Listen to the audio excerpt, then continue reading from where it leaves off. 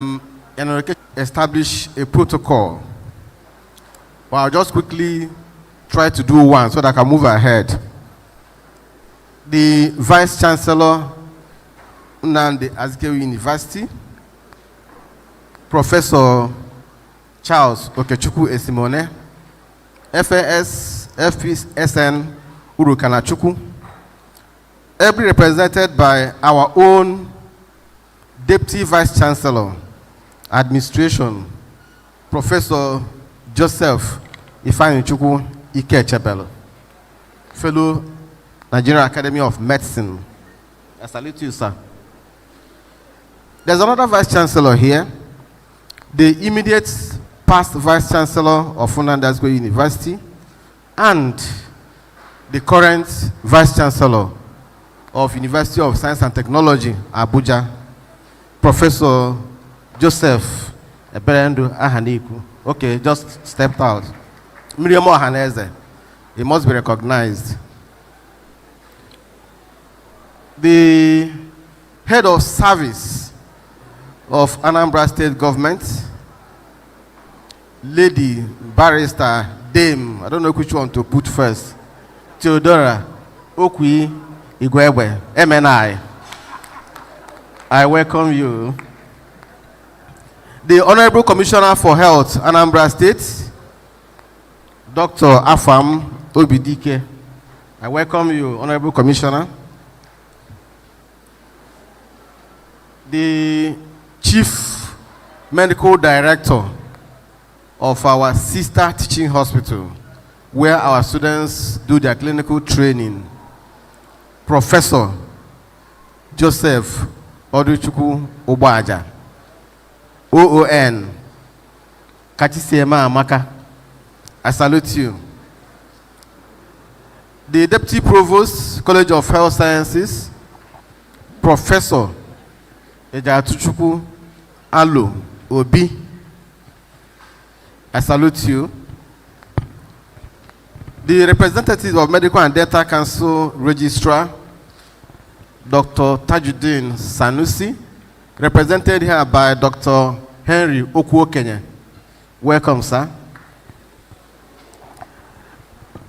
The medical elder for the day, a former provost of our college, and the incoming president of Society of Gynecologists and Obstetricians of Nigeria, Professor Oke Ikpeze. He's almost a grand, medical doctor. His children's children are not the ones we are looking at, I salute you, sir.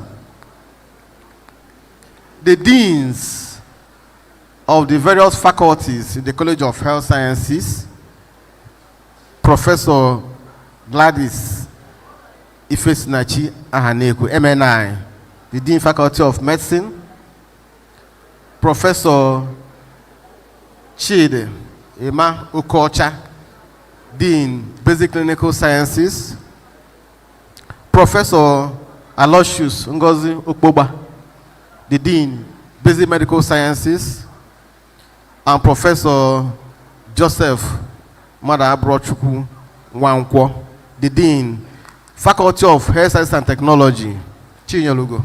I salute you. Immortal. Wow.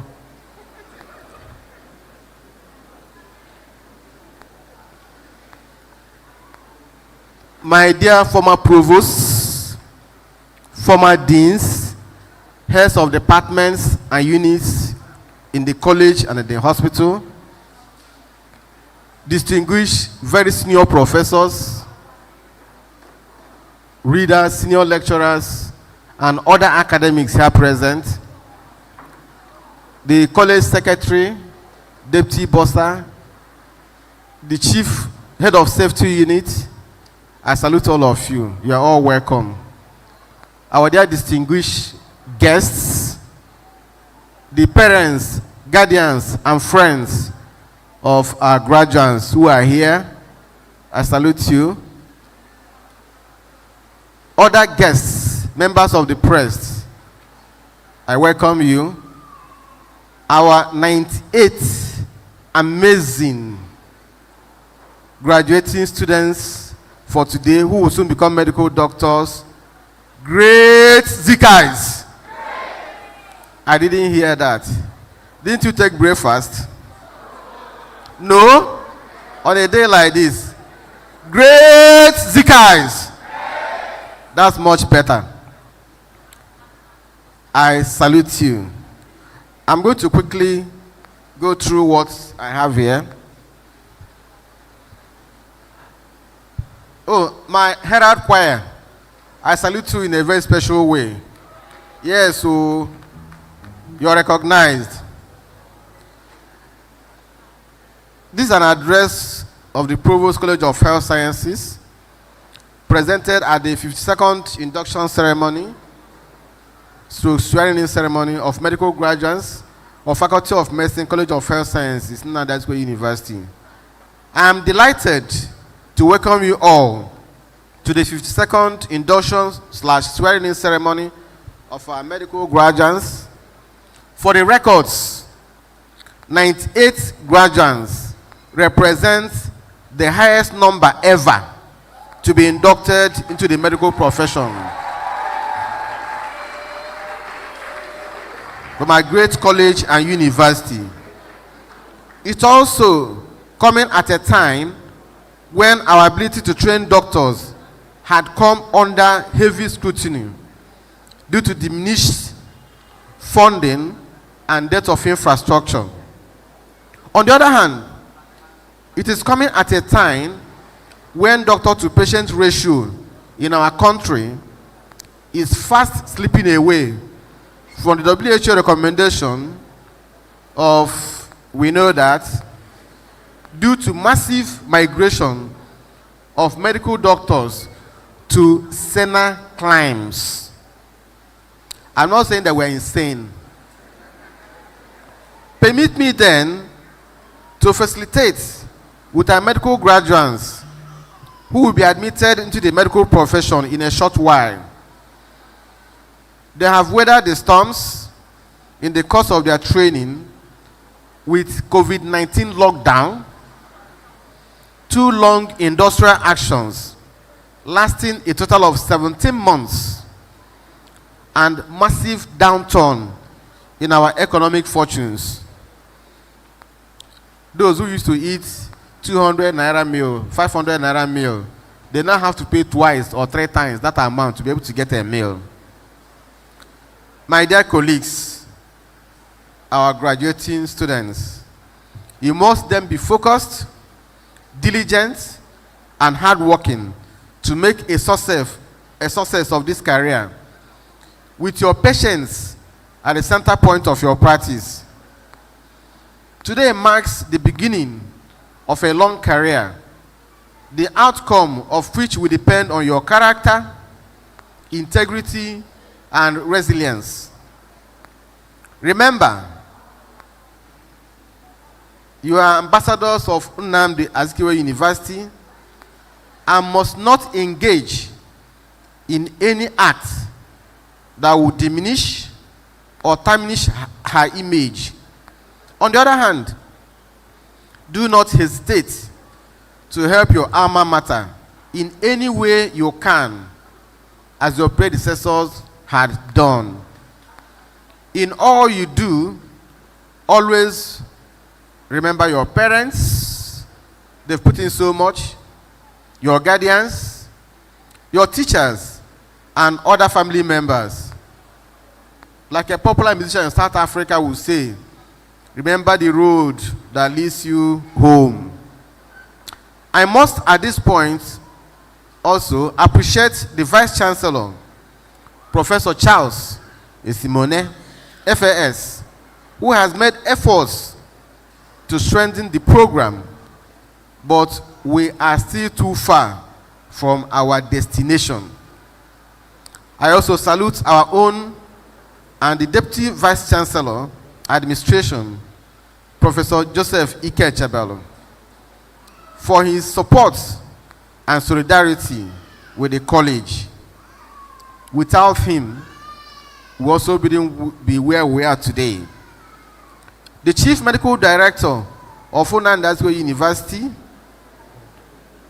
Professor Joseph Obaja, teaching hospital rather, Professor Joseph Obaja, OON, and his team in the hospital management must be appreciated for their strong support for the clinical training of our students. Their clinics, their wards, their theaters, that's where our students learn the real thing after listening to lectures in the classroom. You need to take a trip to Akammili. There's a place called Akammili. All due respect to Ozobulu and Orifte. To see the transformation going on there. It is a collaboration that has lasted for decades and should be sustained. May I use this forum also to salute our academic staff for your personal and collective sacrifices in the training of our students.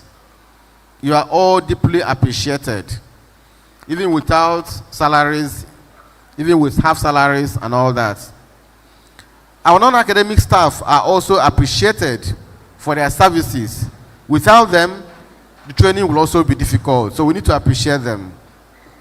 The College of Health Sciences is facing a lot of challenges at this moment, partially occasioned by the explosion in student population in some of our component faculties over the past few years.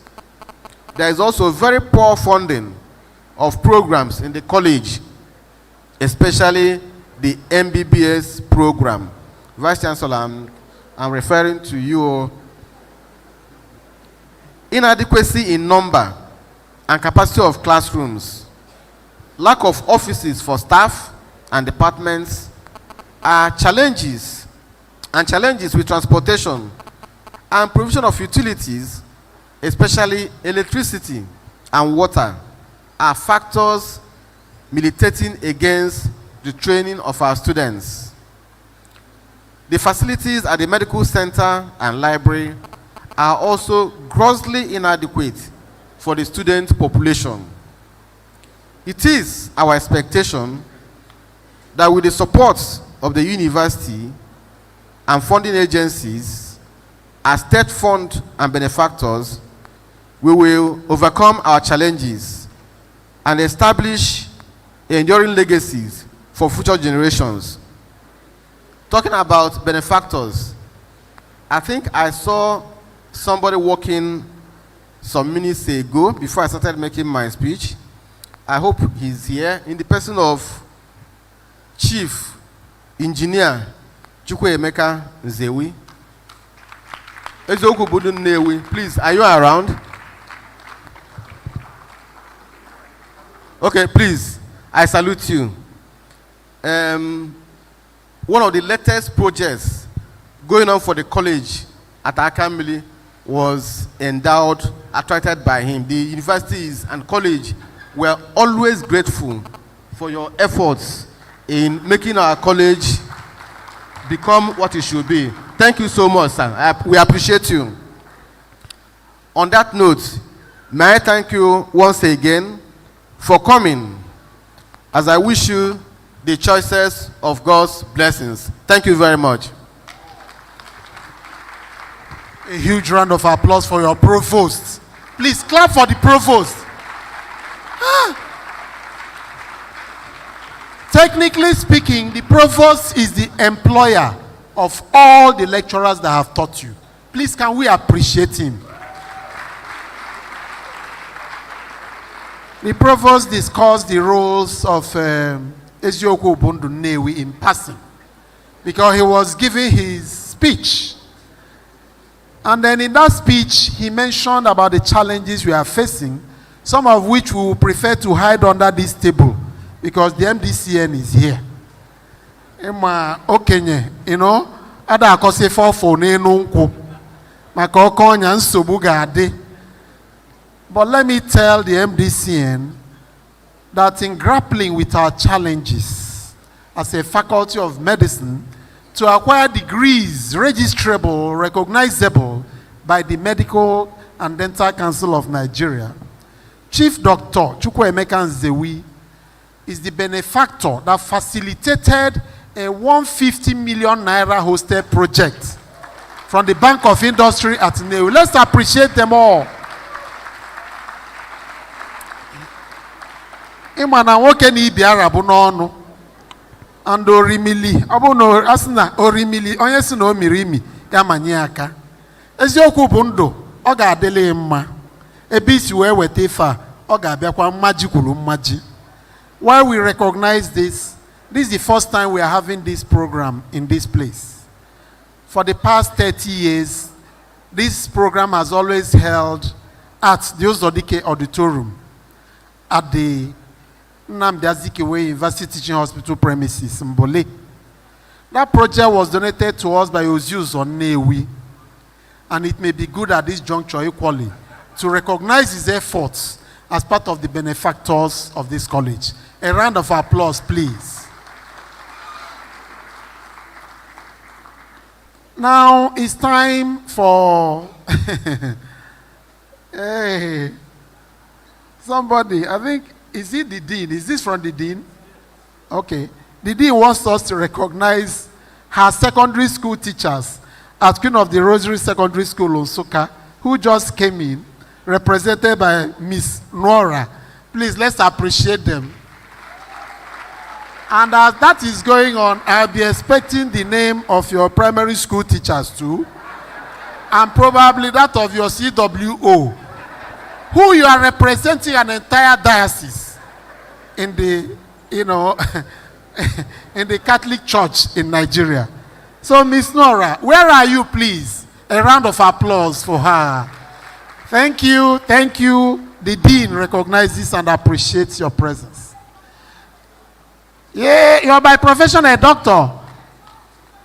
Let's appreciate. You can give her the microphone, Clover, but let's appreciate her. Let's appreciate her.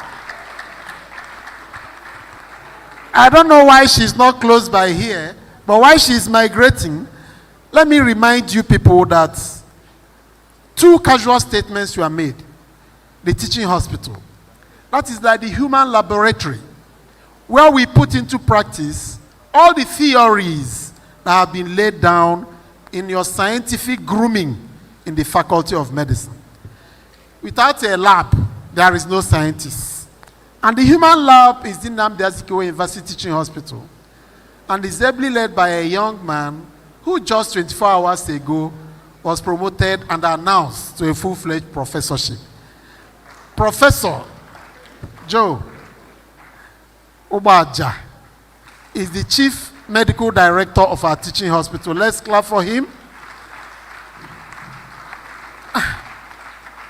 I wait for this clap, put the marasmic.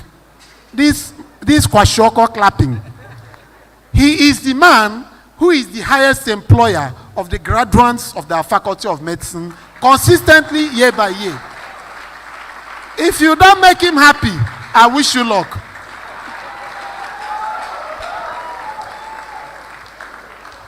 Samuel Kerengi. Instead of Ramma. Butu. Odogu. Ekalaki. Dal. I'm not sure where to start from, but 2 disclosures before I start. The first is that I have difficulty speaking English and sometimes even understanding English. So, and the second one is that I'm a lucky person. I think Prof. Sudigwe has established clearly a very wonderful protocol. So, let me beg to stand on that already well-established protocol. But not without recognizing some of my mentors here. I recognize Otugo. Otugo, if I'm booked, Dalu, today is your day too. Baby name induction. So I recognize you and the head of service. But you before the head of service. Dal. I don't make an easy and members of the high table, not without mentioning the representative of the registrar, Dr. Chuoke. He's a personal friend. is someone who has shown interest in what we are doing, and also somebody I need to mention here in the interest of the graduates that is quite strategic to us. Because right about now, we are discussing on how to expand our quota for house job on 2 counts for you people, to be sure that all of you who want to join us are well accommodated. Even ahead of that, to also ensure that we get more other people for you, so that Koludulu is easy, and he is central to those efforts. I must also appreciate the medical elder of the day, Professor Ikpeze. Glad the Bidogo Bai made disclosure. I also want to say that I have a whole lot of teachers here, and I'm also a member of the Alumni Association. Actually, I am the foundational secretary of the Medizik Alumni Association, and Miriam helped us a lot in establishing that organization. So you know the lucky, you have people to look up to. Glad is already here. Me, I'm the CMD, I'm a professor, she's a professor. We are professors now. We have people who are leading in other various sectors. So you know, we're so many people to emulate not so I want to, on behalf of the hospital management and staff, where can I where see you no na they happy no bia where can I chuku go see where duru no where lute ezoku bunde kene kwenga for maybe no. And on a special note, actually, the graduates, today is your day, so don't allow anybody to take the shine off you. All no one with today. Glad it's in 1996.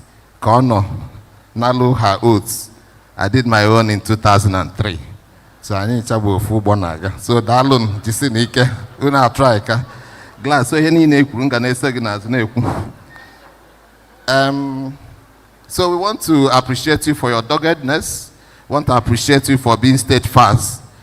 A truant that qualify as a medical doctor anyway. He play good truants in medical qualify as a medical doctor. That means your truants are to the level. It may affect he name. So I am with any truants here. So Dalon Jisinike, Etu Nafu na Nalia or there easy. Only see not this go medicine. You are going to be advised today, so I won't waste my time trying to tell you a few things. But on Japa syndrome, because it affects us as a hospital, it's not in our position to tell you to go out or not to go out. People should be able to allow you to go. But we don't get because some of us have had opportunity to travel out and interact with our alumni members. So you get 9 of them. Some of you are people. And I must tell you that there are wonderful opportunities in Nigeria. All you need to do is to remain focused, remain visionary, and remain committed. As a hospital, we will continue to partner with the university, improving the quality of the medical training. If any both in Kedi in Provost, for appreciating our efforts. And we commit to doing more. Some of the things that I mean at PAM site is also to help improve in what is happening. At the PAM site today, just like the Provost mentioned, a whole lot of things are happening. And they need now to create the enabling environments and the required ambience for the qualitative training of both our undergraduates and our postgraduates. So, now we are in the 3rd phase of movement. Abuna things go according to our plan. We should be able to be moving about 8 wards to the permanent site before the end of the year. Yes. We are going to move our A&E, surgical. We are also going to move our pediatric emergency section. We are going to move the pediatric ward. We are going to move both the male and female surgical wards. We are going to move both the male and female medical wards. We're also going to bring back orthopedics from Oba to the permanent site, and we are going to move obstetrics and gynecology ward to the permanent site. So I know the college and the university for support. Most especially, actually, Vice Chancellor, and the University Management from Boninu Nagba. Prof, dara gwangi na aga echi echichi. Olugo mba aga echi echichi maka ichuzugo. I na-ekene unu, especially for the recent promotion. Akwa nwaanyị abaga na ka every time the husband nata ogbarosi iru. The man and I wonder. So on one occasion, the man actually came back, go to Syria ife. You know, go to Syria the one if you got to go. Not surprisingly. Often the woman basa puriru. The man and Galia here very well, they happy. You hear the woman who was here on a mekwano to awareness. So I went to university in a man. So that alone, because hey, kids when you're they happy. If not with the new promotions and all that, don't go the accreditation and I could. I'm going to CMD the Ben. I watch your work. Talk again. So that alone, like better I would not you can dry in. Na check by na goes there na Jesus Christ so then why Alan tuoni ochi na nwata kachi si eme amaka afa ka nku kpoba VC na akpọ olukwo 10 enwe ndị ka ga-abịa this December na akpọ afa ife ochili akali because let's appreciate the CMD not the rare. Let's appreciate him. Those of us in neurosurgery have benefited massively from his magnanimity. So I have every cause to be biased in my praise and appreciation of the CMD. A huge round of applause.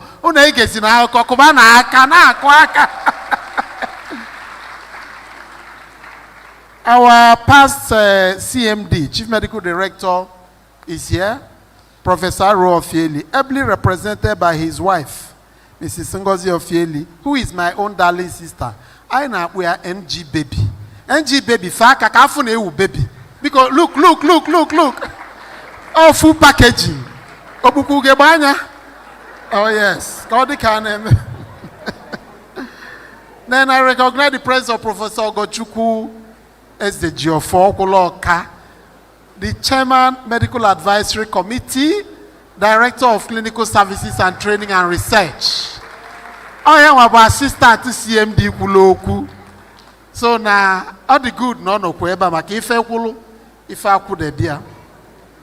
Now we are rushing down to take the VC's address, citation of medical aid. But before then, the Honorable Commissioner of Health is in our midst by protocol. And Dr.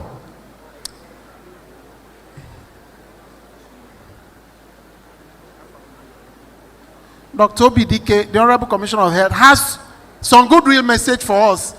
It is not in the agenda, but please, it is vital that by protocol, the Honorable who is in charge of the health of everybody, will give us some goodwill message. And that good message, all the loaded, like Tomahawk missile. And don't worry about now, please, let's appreciate Honorable BDK, please. A round of applause for Dr. Afamo Bidike, the Honorable Commissioner of Health, Anambra State in general. Thank you, my professor. Thank you, Prof. Thank you so much. My CMD in Ekoko said that Professor the Provost has already established the protocol. So no need to waste time because everybody here, they're all my professors. But I'm removing my cap to greet all my professors. Thank you so much. And my teachers, thank you so much for training us and thank you because without the training we got, I won't be here today. And also the people, and I want to borrow from my CMD, yeah, saying thank you so much. I graduated today. Once we are all seated here, na youth. So the same thing. So there's nothing that have changed, just some years back. So know that one day you also be anywhere you want to be. First is this, the head of service, thank you so much, and congratulations too. I want to first, the deputy governor actually is supposed to be here. Woman, deputy governor, woman not going to school, a woman deputy governor of Anambra State is a graduate of Nnamdi Azikiwe University. So we should clap for him too. This to show that during the training, the dean provost who they teach very well politically. So we are granted. This is our political father. We follow him, Professor Obaja. We've been in this work.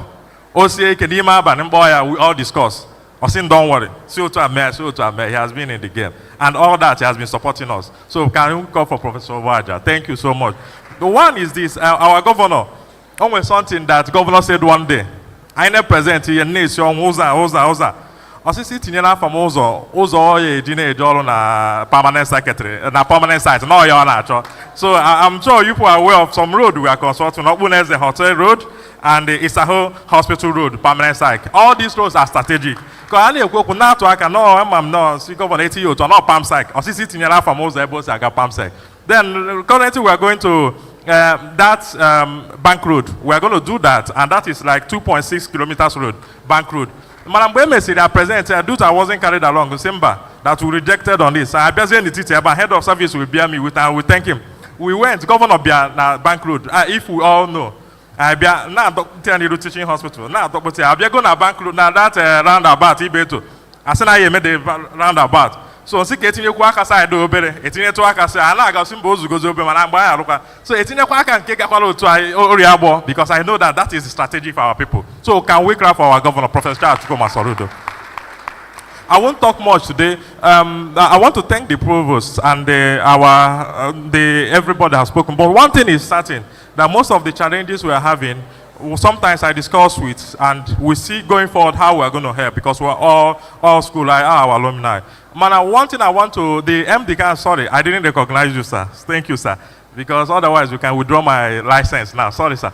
One is this, MDCN, sorry. I want to, when I was coming here, I have a friend that is, last week we discussed about when Professor Ugu was telling me about this event. Colin, Ugu, thank you for persistently disturbing us to come. Deputy Governor may still come today because even as of last night by 12 o'clock, we were discussing about this event. But he has very tight schedule, he may still come. And then I said, sir, that our people, we need a praise they will do in housemanship when they graduate. And he told me that the character of people, our graduates, everywhere in their hospitals have shown that they need us. And on that note, he told me that I said that we need many.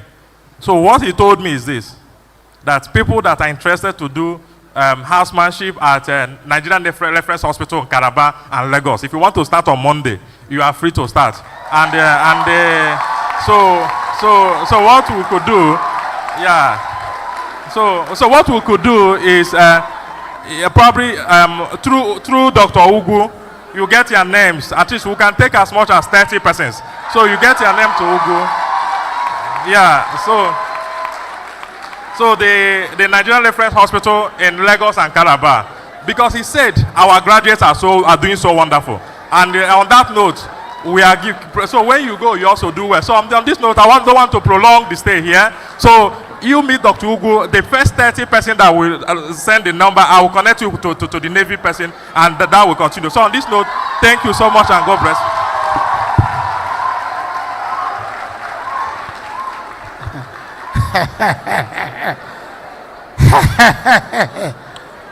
Shebi, I said it.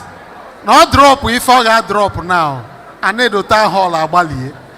Because let's appreciate the commissioner again. Honorable Commissioner, Inalo Ikenela Soludo solution. Here Professor Charles Soludo. Nifa the biggest federal institution east of the Niger.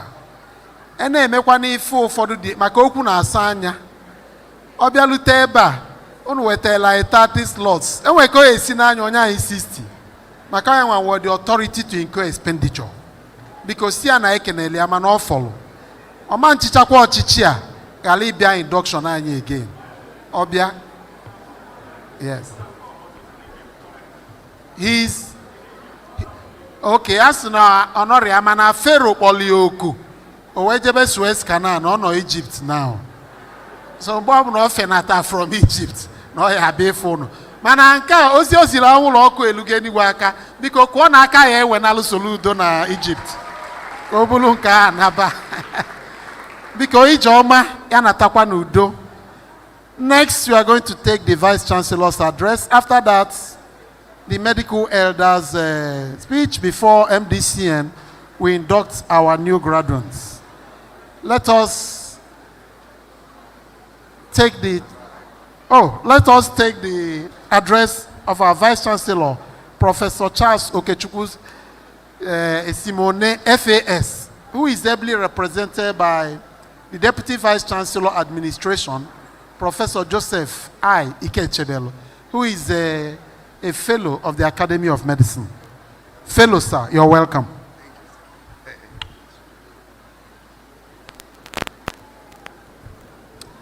Thank you so much. Let me stand on the already established protocol.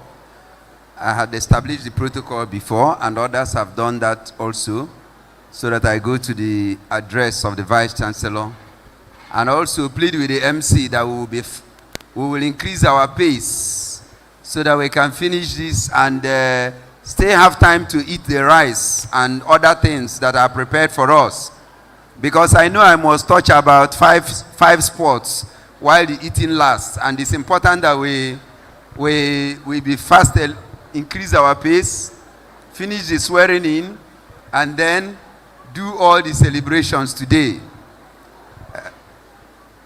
On that note, this is an address from the Vice Chancellor of Nnamdi Azikiwe University, Professor Charles Okechukwu Simone, FAS. Today at the 52nd induction and swearing in ceremony of the graduates of the Faculty of Medicine. It gives me a great pleasure and joy to welcome all of you to this 52nd induction and swearing in ceremony, admitting these 98 graduates into the medical profession, the largest number so far in the induction ceremony of this university, and particularly of this faculty. The medical family deserves every bit of commendation for this remarkable achievement. To date, the faculty has produced a total of 2,559 medical doctors. This gives me and the entire university management great satisfaction that the university has been living up to expectation. Occasions like this strengthen us in our resolve to finish what we had pursued with a large measure of success, and that is the Project 200 of this administration, to make Nnamdi Azikiwe University the best in Nigeria and among the best 10 in Africa and among the best 200 universities in the world. Today, we are ranked 1,500 in the world ranking. In 2019, when I came into this administration, we were ranked 4,494. So you can imagine the space we have moved. We have also moved closer to attaining this vision. The latest ranking by the Times Higher Education ranking, Nnamdi Azikiwe University is now ranked number 4 in Nigeria. You have to clap very well for Nnamdi Azikiwe University. I felicitate with the graduates, their parents and guardians, and the lecturers of the faculty and the college on today's joyous event. For the lecturers, it marks yet another confirmation that they are discharging their responsibilities meritoriously. This should arouse some level of satisfaction and joy. And for the graduates and inductees, this must be a euphoric mode for you, having survived those rigorous professional examinations, 2nd MBBS, 3rd MBBS, 4th MBBS, and finally the 5th MBBS. And for our parents and guardian, they have now completed a great task. Their children or wards have completed the medical school, and so they will no longer ask you for fees upon fees upon fees and every other thing. But I must tell the graduates, please don't start today demanding reward from your sons and daughters. They are still going to go through the house job, and they are still going to do a lot more in their training. You still need to support them here and there, and they will also support you here and there. The taking of the Hippocratic Oath marks the hallmark of this event, the formal admittance of the graduates into the medical profession. And as I always do on these occasions, I urge the graduates to go into your professional practice in the spirit of the oath you are about to take today, strengthened by the sound training that you have received in character and learning from the university, and imbued with its core values of discipline, self-reliance, and excellence. And I thank the Registrar of the Medical and Dental Council of Nigeria as he administers this oath today. Thank you. Once again, I congratulate all the graduates and inductees and wish you success in your medical practice. We thank our visitors for coming. Please enjoy your stay. Go from one station to another station and make sure you eat very well today. And at the end of the day, I wish you safe journey to your various destinations. God bless you and thank you. Thank you very much, our Vice Chancellor, for that very succinct address that went straight to the matter. The Vice Chancellor and the Chairman has requested that we will move very fast. And I hope you understand the reason why. So by craving the indulgence of this Congress, we are going to be as brief as the miniskirt, covering only the subject matter. Dr. Jack Okonkwo is going to read the citation of the medical elder. I don't know whether Dr. Jax is ready. May you kindly come up to the high table. We have about 3 minutes for the citation, so that your citation reading should not take over the address of the medical elder. Thank you very much. Thank you, Prof. Good afternoon, ladies and gentlemen. I am Dr. Ifeanyi Ogochukwu Jax Okonkwo, courageously standing on the existing protocol. I will quickly introduce to you our medical elder for the day. He was born as a premature baby into the family of Reverend George I. Ikpeeze and Madam Zainobia U. Ikpeeze of Umueze Obodo family in Ura Jalija village in Ogidi. He attended primary schools at Asaba, Enugu, Ogidi, excelling in primary 6 examination with distinction. He obtained the Eastern Nigerian Government Scholarship, attended the famous Dennis Memorial Grammar School, Onisha. He passed the West African School Certificate Examinations in Division 1 distinction with the best result in the Eastern Central States in 1971. He was admitted into the University of Ibadan Medical School in 1972 on a federal government scholarship, graduating as a medical doctor in 1978 in flying colors in the Dean's List. After the mandatory internship and NYSC, he immediately went into specialization in the field of obstetrics and gynecology at the UNTH Enugu, and that was in 1980, and also at the University of Oxford, Northfield, in the Department of Obstetrics and Gynecology between 1985 to 1986 on a federal government scholarship. In England, he worked in a number of hospitals, including John Radcliffe Hospital, Oxford, Churchill Hospital, Oxford, and Banbury Hospital. He passed all his specialist examinations at first attempt and in flying colors, hence obtaining the membership of the Royal College of Obstetrics and Gynecology of the United Kingdom and fellowship of the National Postgraduate College of Nigeria. He later added fellowships of West African College of Surgeons, the International College of Surgeons, the International Society of Surgical Society, and was also awarded fellowship in the Royal College of Obstetrics and Gynecology in 1998. He has had a very successful academic and professional medical practice for the past 45 years, including being a foundation staff and HOD of our department in Nnamdi Azikiwe University, which he joined in 1989. In 1998, he was promoted as a professor of obstetrics and gynecology, and in the year 2000, elected the Dean, Faculty of Medicine. In 2008, he was elected Provost of the College of Health Sciences, Nnewi Campus, and re-elected for a second term in 2010.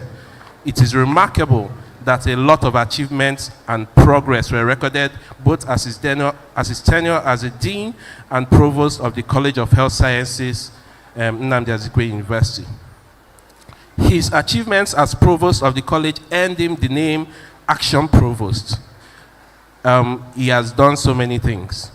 A consummate international scholar and university administrator, Professor Beze has written a major textbook in obstetrics and gynecology in 2009 and very numerous scientific articles in local and international journals.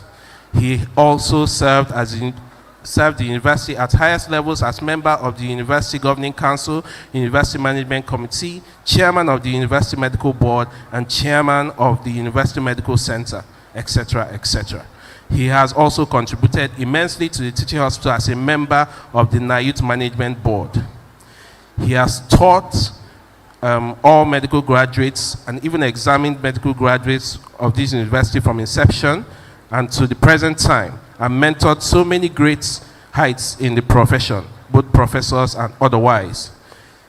He was honored with a chieftaincy title of Ebube Muta Nnewi by His Royal Highness Igwe Kenneth Orizu III in 2012. He has also received the chieftaincy title of Dike Diorama of Umueri in 2018.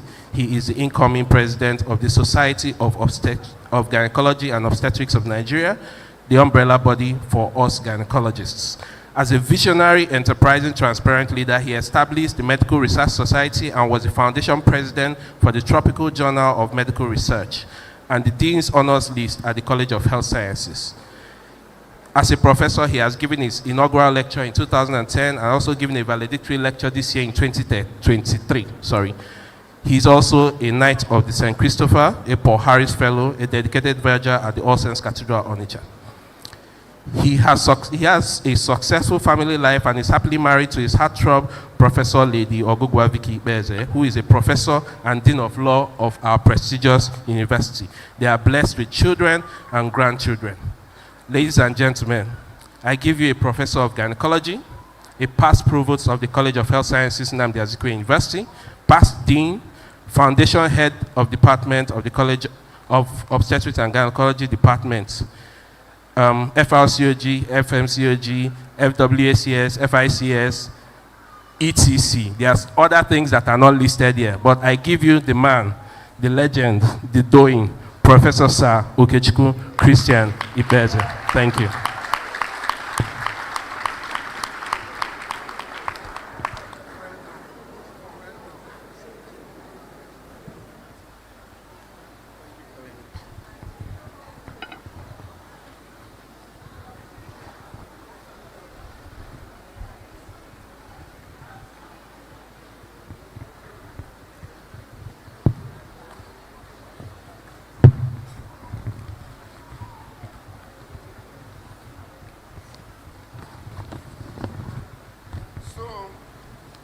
Vice Chancellor and Chairman of this occasion, I would have said good morning, but we've drifted into the afternoon. And with you, you carry my regards to other Vice Chancellors here, including our former Vice Chancellor, other DVCs, the Provost, College of Health Sciences, one of my successors in office, I greet you. The Registrar, Medical and Dental Council of Nigeria, Dr. Okwo Kenya. Everybody knew that Dr. Okwo Kenya was coming here. Yeah, they asked me to be an elder, but he has Okwo Kenya. I expected him to be the elder. Okwo Kenya. I want to greet all the other professors there, the deans, especially the current dean sitting on this chair today. Thank you very much. Glad. You know that he's my wife's friend and my friend's wife. Okay? But I don't want to go into the case which we suppressed when she was a student and the former VC was a teacher. Well, let us not go into that. Because whatever you do, the final result is what we want. So he married her and helped to form her. So we are grateful to the former VC, Professor Haneku, for that. The CMD, I salute you in a very big way. I salute him because he's a young man who has done very, very well. So we are proud of our graduates, and he's definitely one of them that we can raise our caps for. He's done very well.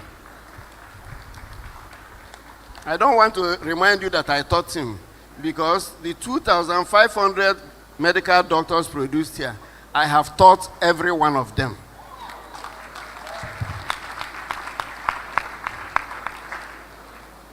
Let me talk about government officials here. Our commissioner is here, and our head of service.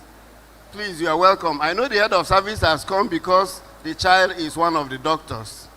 And also, she is the wife of our former CMD. Okay? So you are right to be here. So you carry our greetings to other proud parents who are here, including other professors here, former VC, and so on, whom we have trained their children. You know that when Dr. Okwo Kenya will talk, he will tell you what is not clear in that Hippocratic oath. The original Hippocratic oath says that we shall train our children and the children of our teachers. Any other person we are training is just out of mercy. So please don't get annoyed when we start calling the names and you find that many of them are children of our teachers. It is what is in the Hippocratic oath, which we are trying to live up to. But we shall appreciate teaching other people as well. Now to the graduating class, I've seen your dressing looking like foreign military officers, and that tells a message that we don't know where the destination is. In fact, that informs the title of this lecture. Where do we go from here? You can interpret that question the way you like, but when the provost was talking about sitting down in Nigeria and using the opportunities, I looked at their faces. They were not smiling at all. But we shall address it in this lecture. So, distinguished parents, invited guests, ladies and gentlemen, we shall now go to the lecture proper.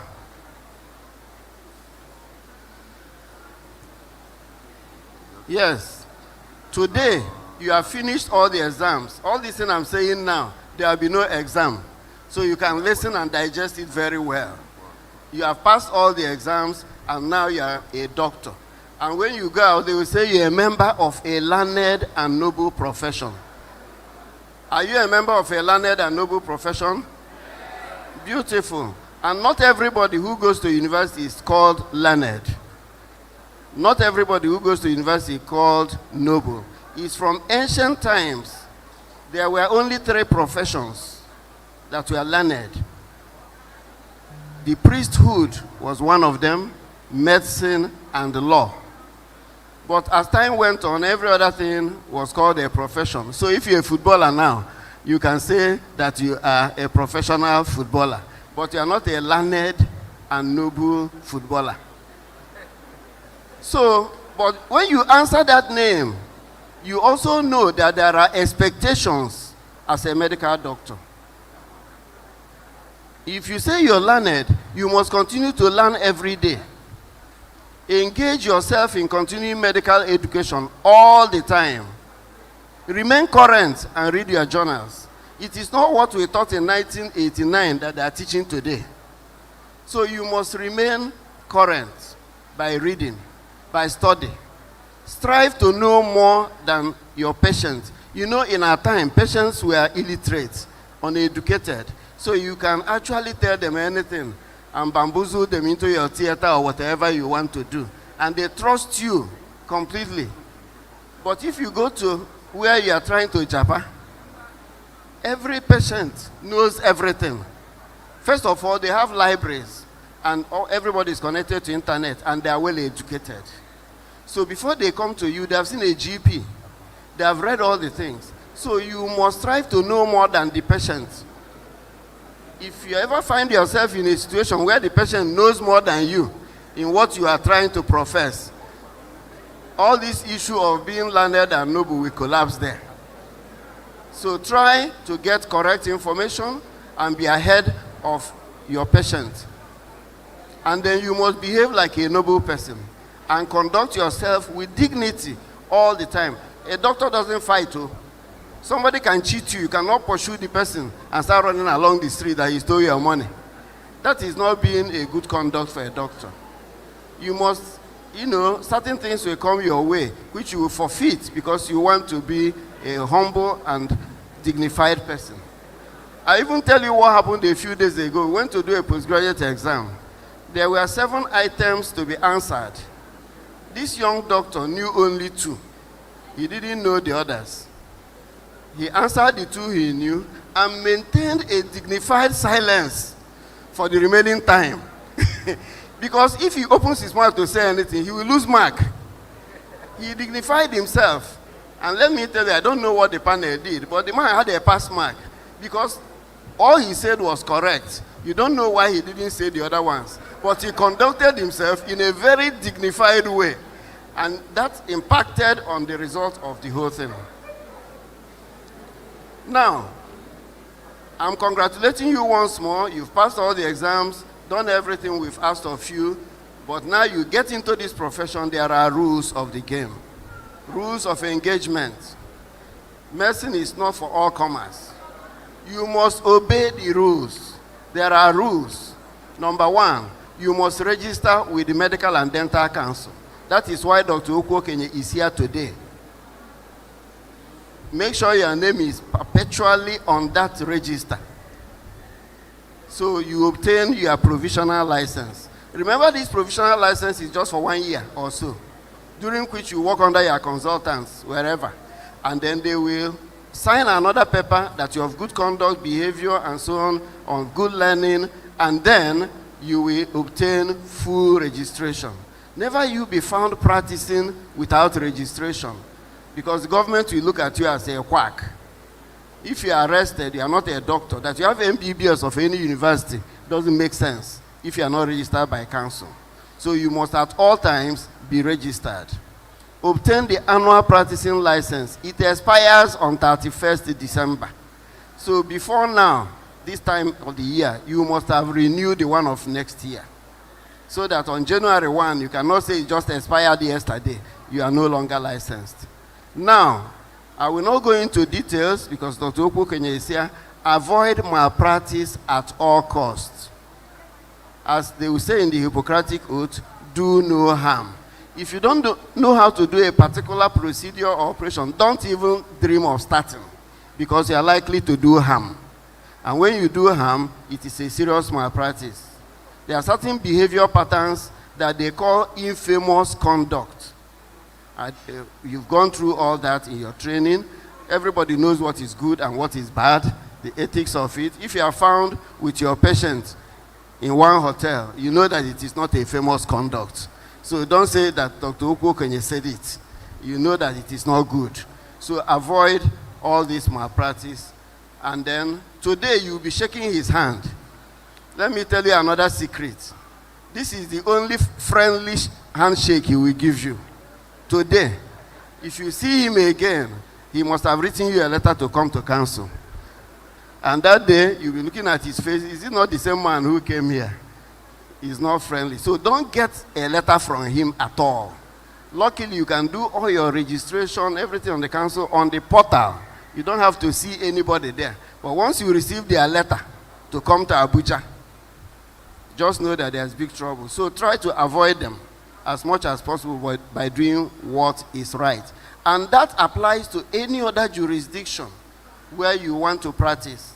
Because if you leave Nigeria, these medical councils are all over the world. And they are all synchronized. If you commit an offense here and Japan to Malaysia, they will write them again and they will stop you there. So make sure you don't fall foul of any of the regulations. Now, practicing in the Nigerian jurisdiction. I use the word jurisdiction purposefully. Jurisdiction normally refers to court having jurisdiction. The Medical and Dental Council of Nigeria has jurisdiction over Nigeria. So when you're practicing in Nigeria, you are under their jurisdiction. They have a court too, so it's the same thing. So if you are practicing in Nigeria, you must carve a niche for excellence for yourself. Don't be jack of all trade and master of none. If you want to succeed in medicine, look for one area or two where you can do very well. And if people are coming, for instance, that somebody has thyroid operation, they'll be looking for Professor Chianakwana, something like that. They won't be looking for me because I didn't carve my niche in thyroid surgery. But I know what they'll be looking for, and they will say, go and see Prof. They will come to me. So if you do that and you learn it very well, you find that you will survive because times are hard. Choose a career path based on aptitude, ability, conviction, and competence. Don't go and study neurosurgery because our able man here, Professor Emejulu, is bragging with it. You think you can go there. If you cut into somebody's brain, the person will die and you are in trouble. Okay? So if you think you cannot do it, don't go there because that specialty is famous. Or you think you can do obstetrics and gynecology because many people call it oil and gas. They think there's money there. There's no money there. Let me tell you the truth. Too. Even if the money is there, can you stand women? Do you know they have sharp tongue? One day you will fight with a woman. So you must have the correct aptitude. You must be convinced that this is an area where you can excel. And then, of course, you add to it by ability, conviction, and competence. Then you can survive there. There are many examples. You know, if you don't like seeing dead bodies, why go to study morbid anatomy? Okay? It doesn't make sense. You know, because they will bring dead bodies to you. Even internal medicine, our dean is a professor of internal medicine. You know that when we are young doctors, the wards were full of very ill patients. And as a house officer, you're expected to certify your own patient dead. So every night, they will call you out about 3 times to certify somebody dead. If you go by 11 p.m., as you are reaching your house again, they will call you again, and you come back. By the time you come again, you know, that kind of thing. If you cannot stand it, please don't go and study internal medicine because they will be dying, whether you like it or not, and you'll be certifying them. For me, that puts me off because that's not what I wanted to do. Professor Benebe is here. Let me tell you what put me off pediatrics. I started housemanship. My first posting was pediatrics. I was asleep by 2 a.m. They called me. I should come. That one child has been crying and crying and crying. That they've done everything. That child is crying. The child will die. So I started rushing to the ward. When I came there, the child was sleeping. I asked the nurse. He said, well, he just fell asleep now. That was the first time I've been awake by 2 a.m. By the time I came back, my body system was scattered. Somebody was crying. The person had stopped crying. And I have to wake up and go there. I'm not going to talk about looking for tiny veins. All these things affect what you will do in life. But you see some people, if you went to Ibadan, you know Professor Falami. That man doesn't eat. He will be treating the children. You can see he loves the children and so on. He has the correct aptitude and he made a career of it. So look at yourself. Examine yourself. Know what you can do. Don't just jump into something thinking that they have money. or that they are famous. It's not like that too. Then you must explore opportunities for specialization. There is no room for GP. The so-called GP you're talking about is a specialist course. If you specialize in family medicine, it makes sense. That you go and rent one flat and say you're a GP, it doesn't make sense. Because at the end of the day, the patients will choose you out.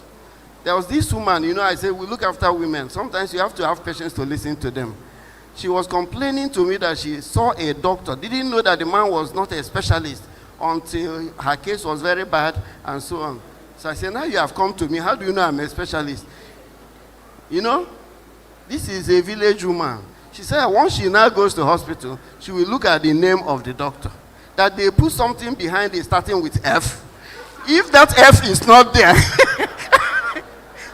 she doesn't know the meaning, but there must be F something, something, something. Some of them, 2F something, something. You know the person is a specialist. You now see, you must specialize. Even the village woman knows that you need F behind your name. So you must also now watch out for emerging trends in medical education and certification. In our time, it was enough to just get your degree, one postgraduate qualification, and you can become professor, you can become vice chancellor, you can be anything. In fact, when people wanted to do two colleges, my boss said that they are just wasting their time, that what they are doing is multiple diplomatosis, that they are repeating themselves. But today, you need MD, you need PhD, you need MSc, you need fellowship of that, fellowship of Academy of Medicine, a fellow of Academy of Science. No apologies to those who have it, but that is the situation. You now have to do all these things, you know, and then if you don't do it, you will suffer some disadvantage in future. So at all times, try to find out where the boat is sailing to. Don't rely on what happened in the 18th century. Then, if you do this, if you go for a job interview or any selection, at least you will sound good on paper. When they put your name, put your qualifications, the people in the panel will say, this one looks good, ever before you come in. But if you come in there, MBBS, some funny diploma that nobody understands, and so on, say, this one is just coming to waste our time here before you come in. So you see it. So you must do the correct things. Again, okay, we're going back. We shouldn't be going back. Okay, medical migration and mobility of labor. Forget what they are calling it, Japan. This thing has been on for a long time. It exists. When we are doing community medicine at Ibadan, those of us who went there, we remember one professor, Ademu Wagon. He always had a lecture where he told us about this migration and mobility of labor. But at that time, it didn't look real. We thought, who is this man wasting everybody's time, telling you can practice there, you can practice there, you can practice there. But today it's real.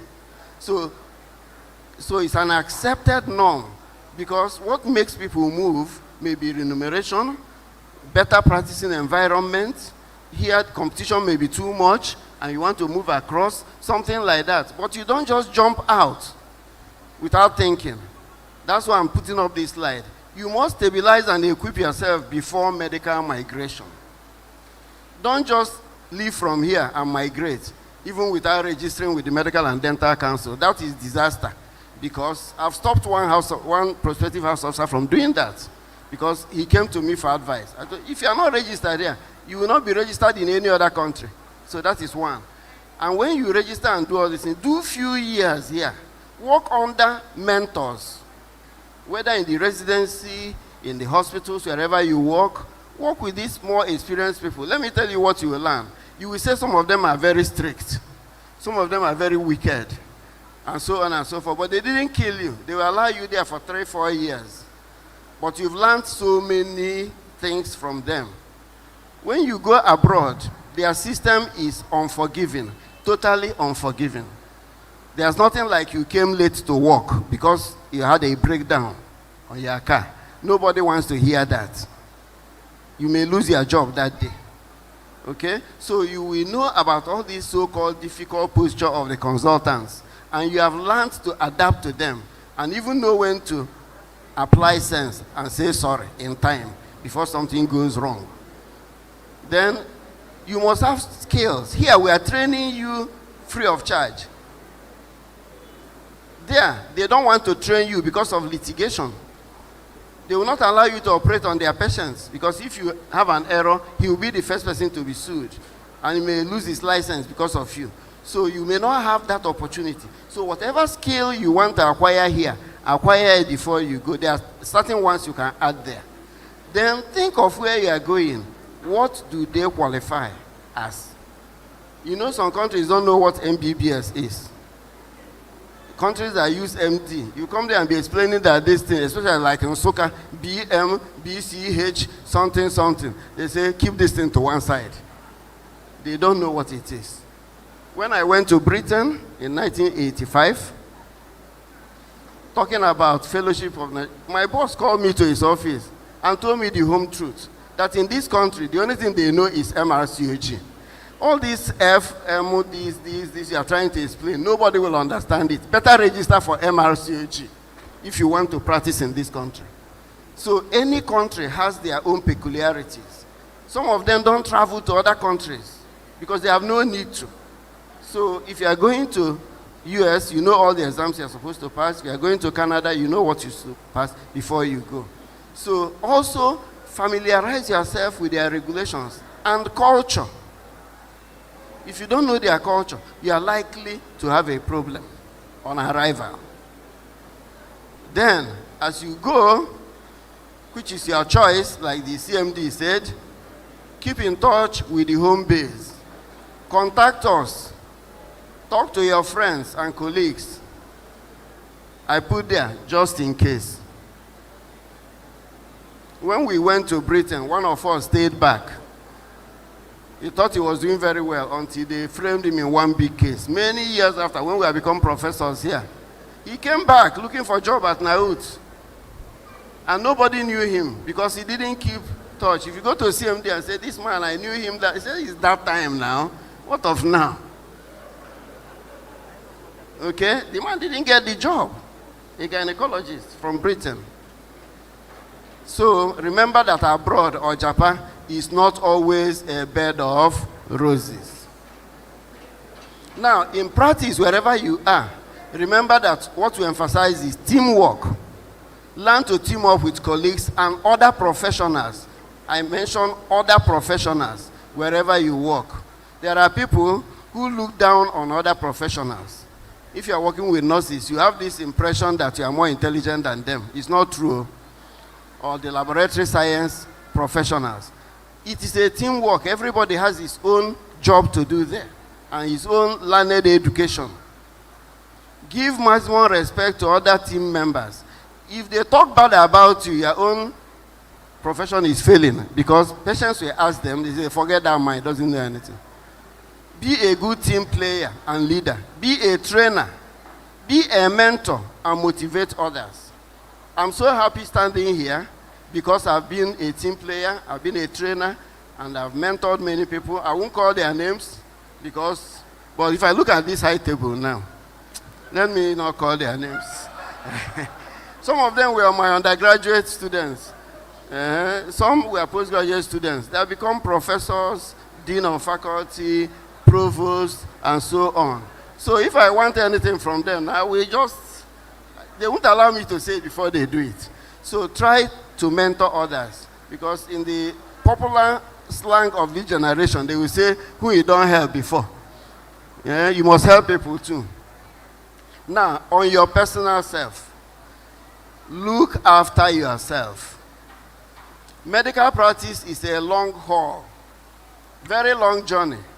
I'm standing here on 45 years, though I look less than that, but I'm 45 years a doctor. I've been on call virtually every day of 45 years.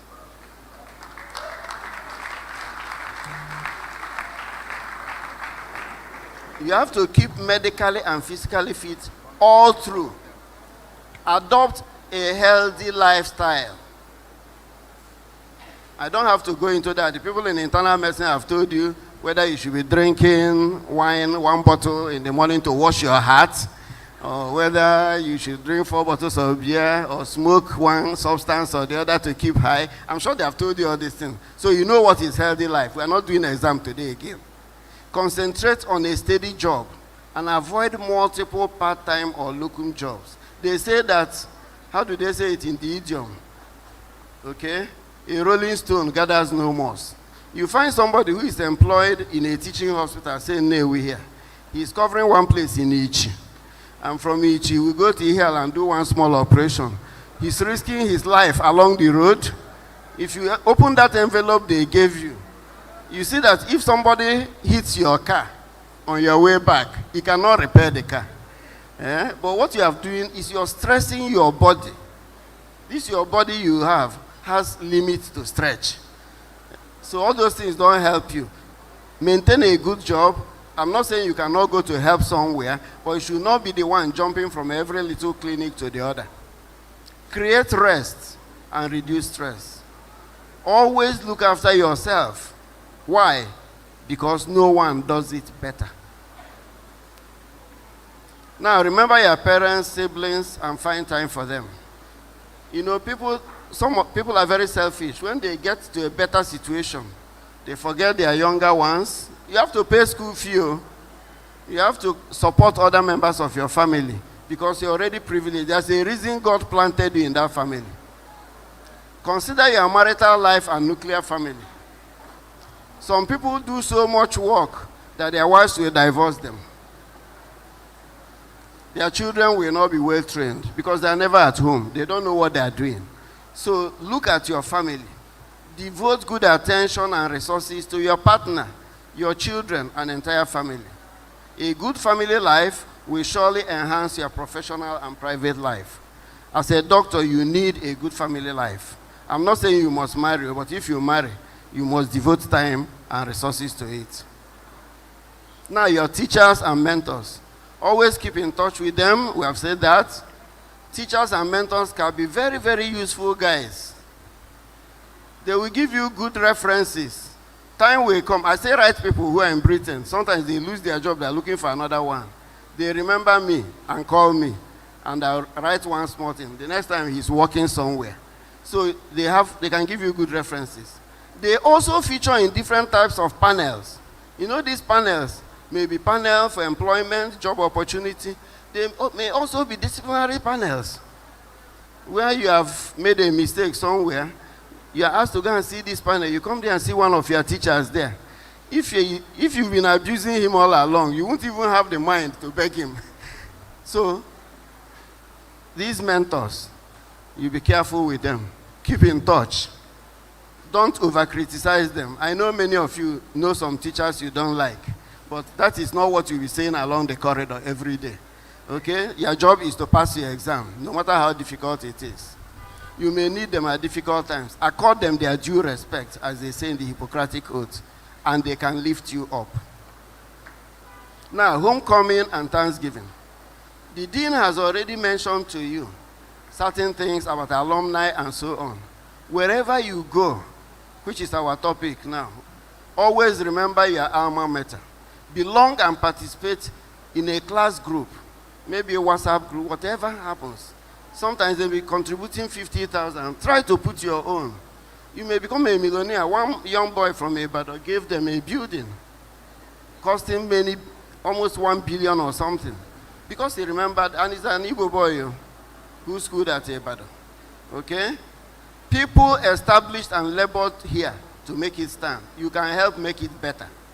Now, remain humble. There's a big fault many doctors have.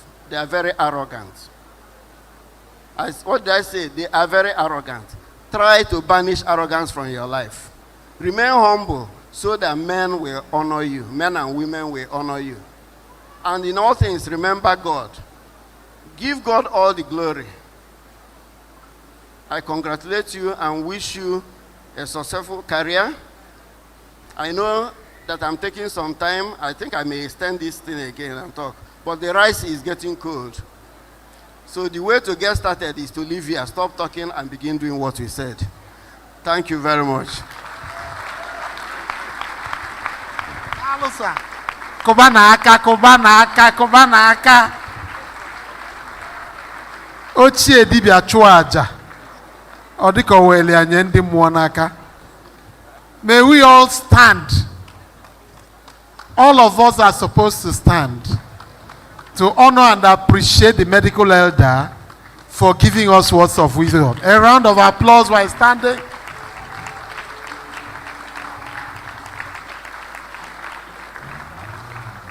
Nwa ọnọdụ gani ka anyị nọdụ naanị. Nnukwu mmadụ, nnukwu dọkịta ọka mmụta oke ikpeze ekene gị ka ife na-akụlụ gị egwu maka ikwu ya ka ọ ga-adị, and most of us have rejuvenated our physicians or Hippocratic oath once again. Before we get the MDCN to speak with us and induct Umuaziani, let me recognize the presence of Professor George Uchenna Eleje, Onyaka Emelia Professor. Kakwolu Nyaka Biko no in our midst. Another dashing young man. Professor Eleje's engaged publications, they much more than the head Denisi Sani Abacha. He go on to two Denisi Sani Abacha. Papers Eleje they go involved in Kalenya because let's appreciate the young man. Let us recognize the presence of Dr. Princeton Okam, a consultant. Nandi ONG Emega Anyalo. If you look at the table, everything is ONG. My provost, just like that. Our Dean, who has come to the Ogadikos also, this is the faculty of ONG or college of ONG, because let's appreciate the ONG. Dr. Princeton Okam, our vice chairman, Nigerian Medical Association, Anambra State Chapter, is in our midst. Then we have distinguished Professor P.U.L.A., internal medicine. Professor L.A. is with us, respirologist, and Professor G.A. Naji. All of them taught this puppy. Let's appreciate them all one by one. Then interestingly,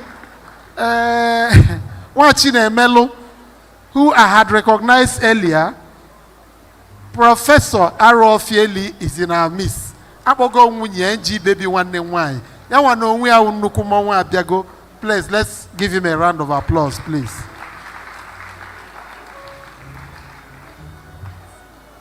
Professor C. Meludu is equally here too. And Professor F. Melu in our MLA in our midst. Let's appreciate them, please. Ladies and gentlemen, we have come to the crescendo of the entire event. Blessed is Anedo Town Hall because he's going to drink from the fountain of the medical profession today. For the first time, Okaligi mesos launching ndi wele ego na ndi na ele mbuka na umu ifegasi obi wosiwe wenaye Nanzukora Newi. Today, Anedo Town Hall is going to be part and parcel, and inside it is the Santus Santorum of the medical induction of our own candidates today. Can I call on Anedo Town Hall and the Newi? God this day can maybe the faculty only the provost, but I couldn't well look induction. So today I got my if I know the came we are going to initiate these graduates from the side of being graduates to the side of becoming doctors. If I got the the canonization of saints, I want to know Mimi, Mom Soma. Today I got busy Dr. Awka for Dr. Nagi.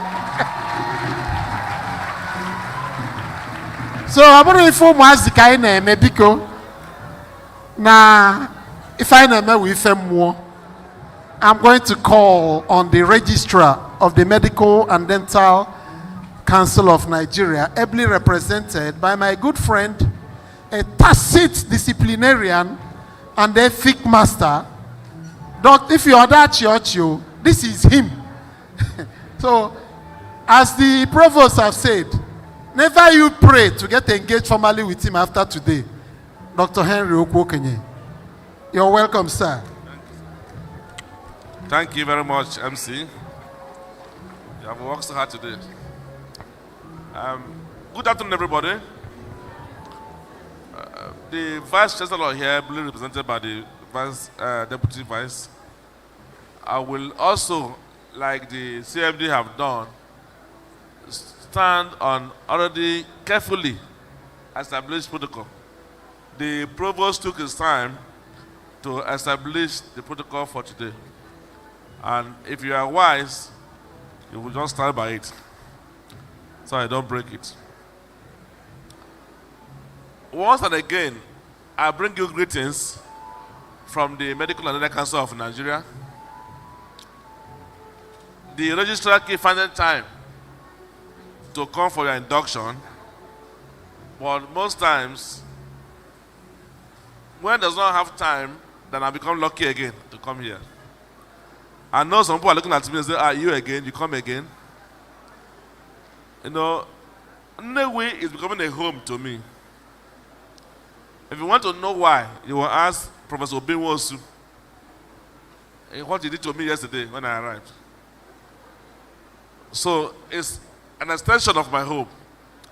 I'm near you here and almost the son of the soil.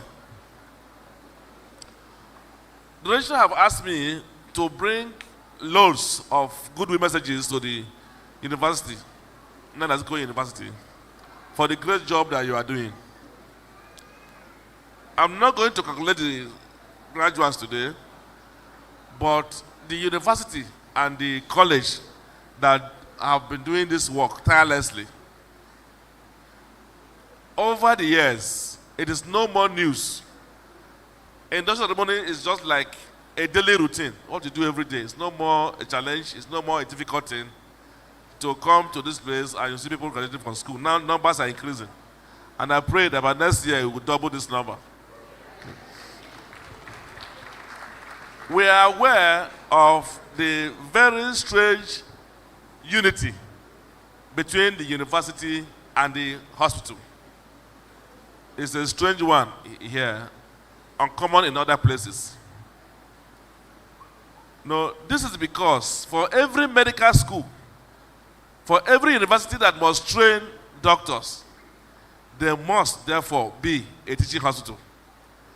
You know, but in the wisdom to give the hospital autonomy, they made it to be established by an act of parliament, so that the CMD can have authority to do what he likes to do. Does not mean that they are apart. They are still the same thing, you know, doing the job they are doing. Here, so unique that all the students stay in the hospital and they are doing all that they can. It's a strange, you know, unity I see here. And the teachers have tirelessly worked hard to make sure that this happens every time, sometimes twice a year. When we see people crying about fuel price, crying about dollar rates, nobody remembers the teacher. That is also part of this economy. That nothing have happened to them. But yet, on their faces, you will not see anger, you will not see pressure, you will not see some frustration.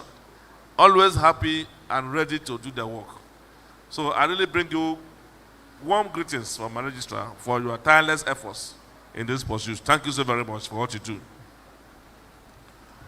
If you see the excitement today in the face of people and the large crowd attending this induction ceremony, you will see the need for your quota to be increased to more than double. Things have been said why they are not yet increased. I've also spoken to the CMD. He also mentioned one or two things that he has done. I think we, as the children of this land, the son of the soil, even the worthy ones, there's one thing that the northerners are doing more than us. The worthy ones in the north, they build hospitals and build infrastructures for their government, federal government institutions in their place. That's how they get more things than we get. Why do they do that? Even though a federal institution, it is our own people that will go there for care. Even though a federal university, it's our own children that will go there and train. So if we do much to make sure that the place grows, largely is more to our benefit than to any other part of this nation, for job provision and many other things. So let us not say that this is a state or this is federal. What concerns me with the federal is federal government. We are the ones benefiting from it. Sons of this land will not wait until they come to you to beg you for funds, or they come to you to beg you to build institutions, or to build hostels, or to give them whatever they require to make sure that the place grows. Don't wait too long, and don't let them beg you too much. You may discover that you yourself may be the first beneficiary. So let us put hands together and make sure that we build our institution and make it greater than it is today. Everybody that spoke talked about the trend of brain drain. I don't have any problem with brain drain, personally. It's a global phenomenon. It's not only here that people are living. If you go to UK, when you get there, you see that people also live in UK. When you go to Australia, you see that people also live in Australia. Canada, US, they are living. People are living. People are living everywhere. A doctor is a global child. You know, knowledge economy is one of the most important economy anybody can think of. When you have it, you can stand anywhere, work anywhere, make impact or influence anywhere. So I will not stop anybody from going out or traveling anywhere, but as the others have said, be wise in your choice of movement. Because we have seen doctors that are drivers abroad, doctors that are doing cleaning jobs abroad. Before you wake up to realize yourself, it would have become too late for you. So if you must live well. What we are encouraging now, last 2 weeks ago, we were in the UK with a group of doctors there, Mansag. So the grammar, the language is changing now from Jakpa to Jakpada. Jakpada is a Yoruba term meaning let us go back home. Let's come back. So we highly canvass that, and they are very willing to come. Very, very willing to come. And they raise some questions to say our colleagues at home will not receive us. They are threatened when we come around. Well, I will tell them, no, they are not threatened by, how will you threaten them? They are doing well in their own area. They are also complaining that you are too proud. So when you get back there, put yourself down. Put yourself where you belong and be able to work with them. So we are creating a module on our portal to take a list of all of them that are willing to come back home to make some inputs to the hospital for services and to the school for training and researches. So the College of Medicine can take advantage of that. Now that so many fields are required, specialties you cannot get to recruit, then you get accreditations, you can look for your sons that are outside the country and engage them to come and work in this place. They don't have to come and stay here. He can give lectures online. When he's on leave, he comes here to work. He goes back, gives lectures on Zoom online. That's the trend across the globe. So that we can stop talking about migration and continue to talk about secular migration. 3 months you are in Nigeria, the other month you are here, the other month you are here is secular. Go to in and out. So it won't be a big issue again, everybody crying and shouting about migration. We should know our thinking of what to do to stem that tide.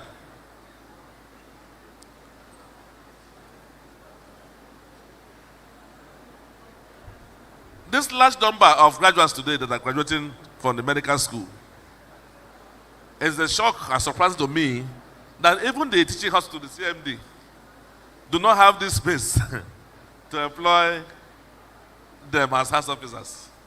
They don't even have the space here. You know, that is because there is no place to give them to stay in, accommodation.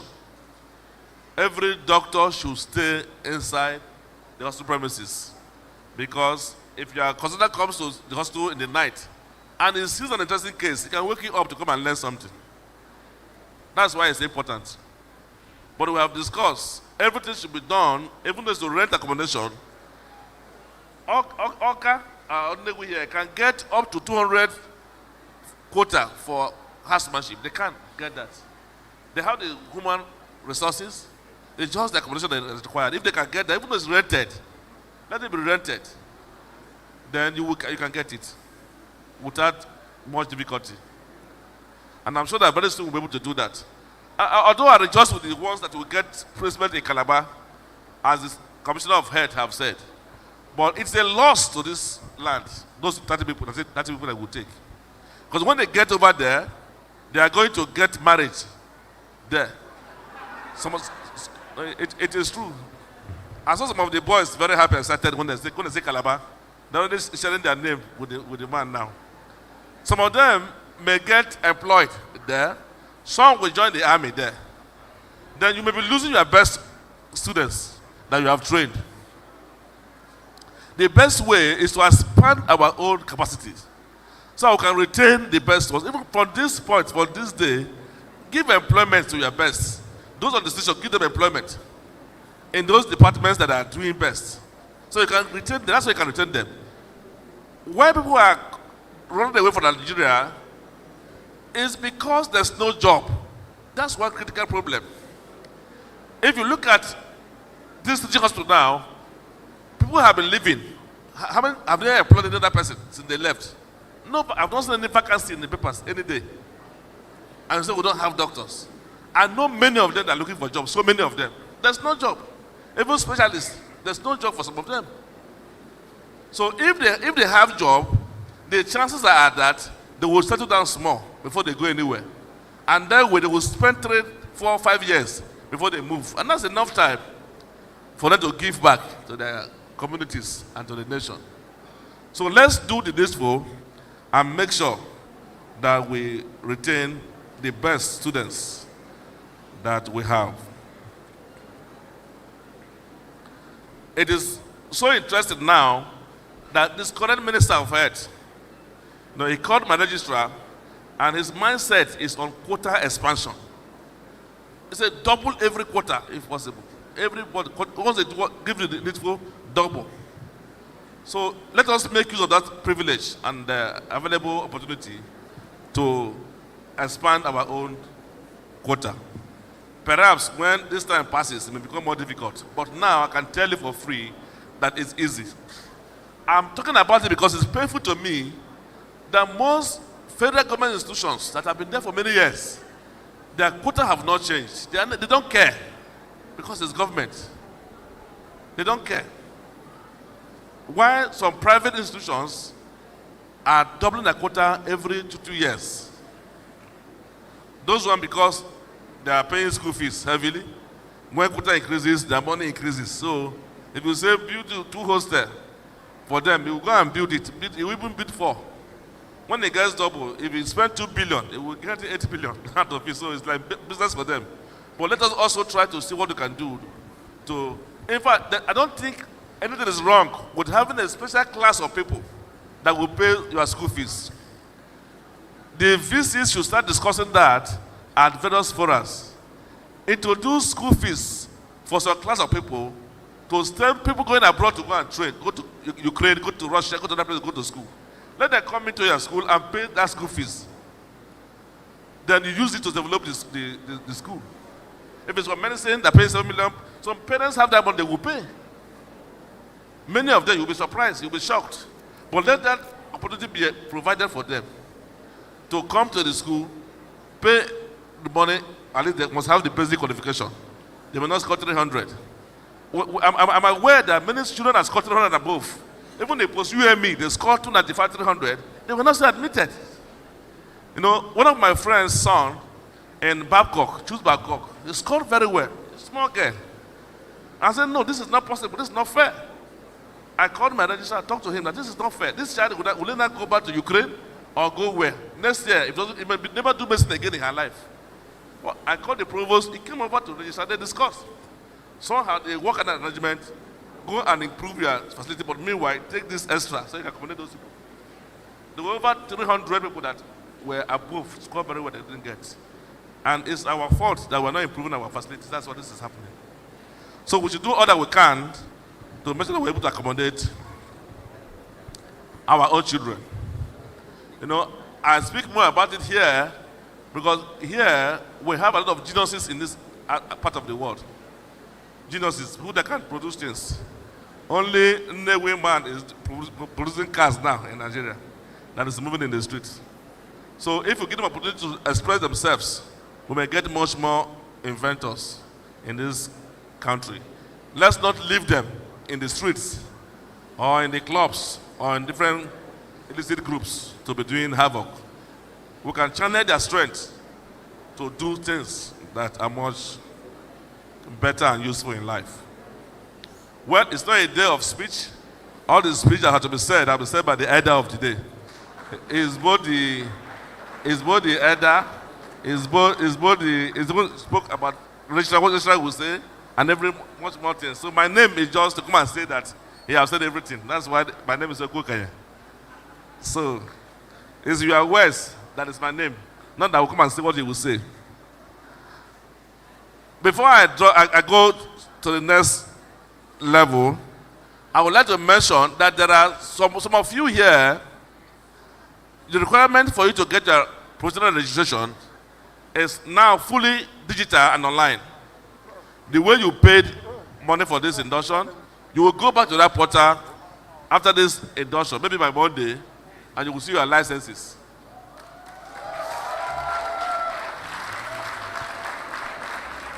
However, not all of you will see that license. I have been told that some of you have not paid their school fees. You ate your school fees. They give you school fees and you ate them. So we will not give you license. I have your names already. Until you pay that money. So make sure you go back. Every commitment that you have, go and fulfill them by Monday. So you can join others to get. If it takes you 4 years or 5 years to get that done, you will wait for that time before you can get a license to practice. Now, this professional registration will come with a license to practice medicine and is valid for 2 years. Within this time, you will go get a place for yourself to do housemanship.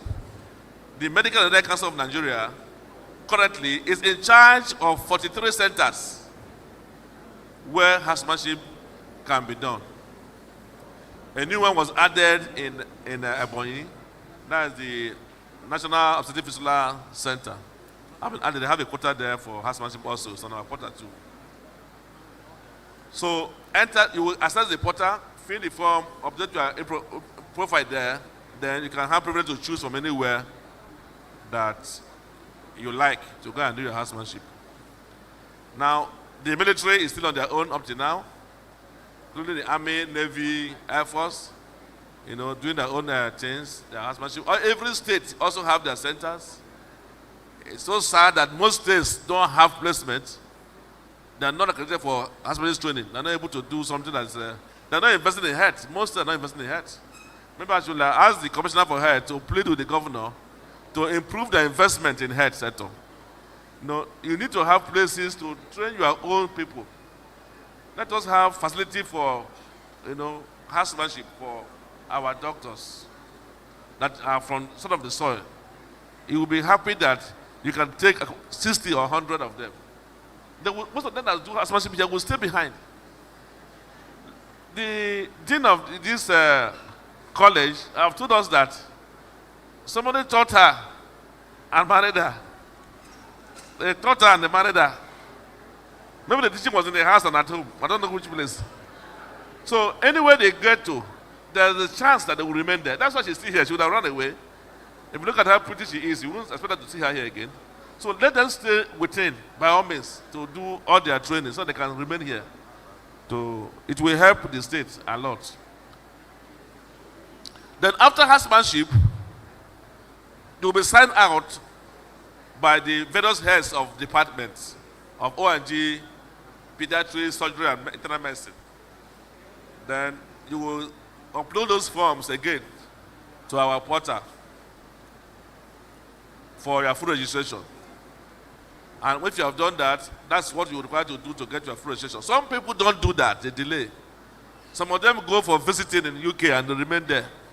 They won't come back until after 10 years or 14 years. They remember that life is so difficult now. What do I do? You will see your junior ones that you still in school, coming there legally and making money. Now you now want to go and make money. Remember that, my husband must be formed. It's under my bed. You know, that time, your suffering just started.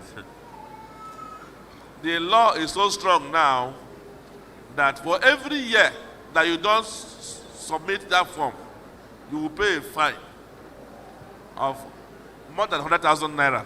It will soon increase again because when we are funding ourselves, we have to look for a way to get our money. And it's offenders that we can hold very well. So if you spend 10 years, you are going to pay 1 million naira before you do that. So the earlier you do that, even though your friends can submit it for you, you can send it by courier. You don't have to be there. There's no reason under this earth why you would not submit that form. So do your best to make sure that after housemanship, immediately you are signed out, submit your forms to free yourself from that aspect.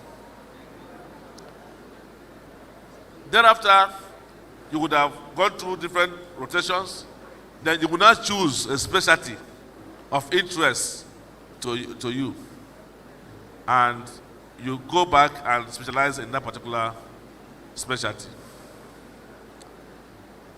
The elder spoke about GP and F being behind everybody's name. Somebody spoke about having F behind every name.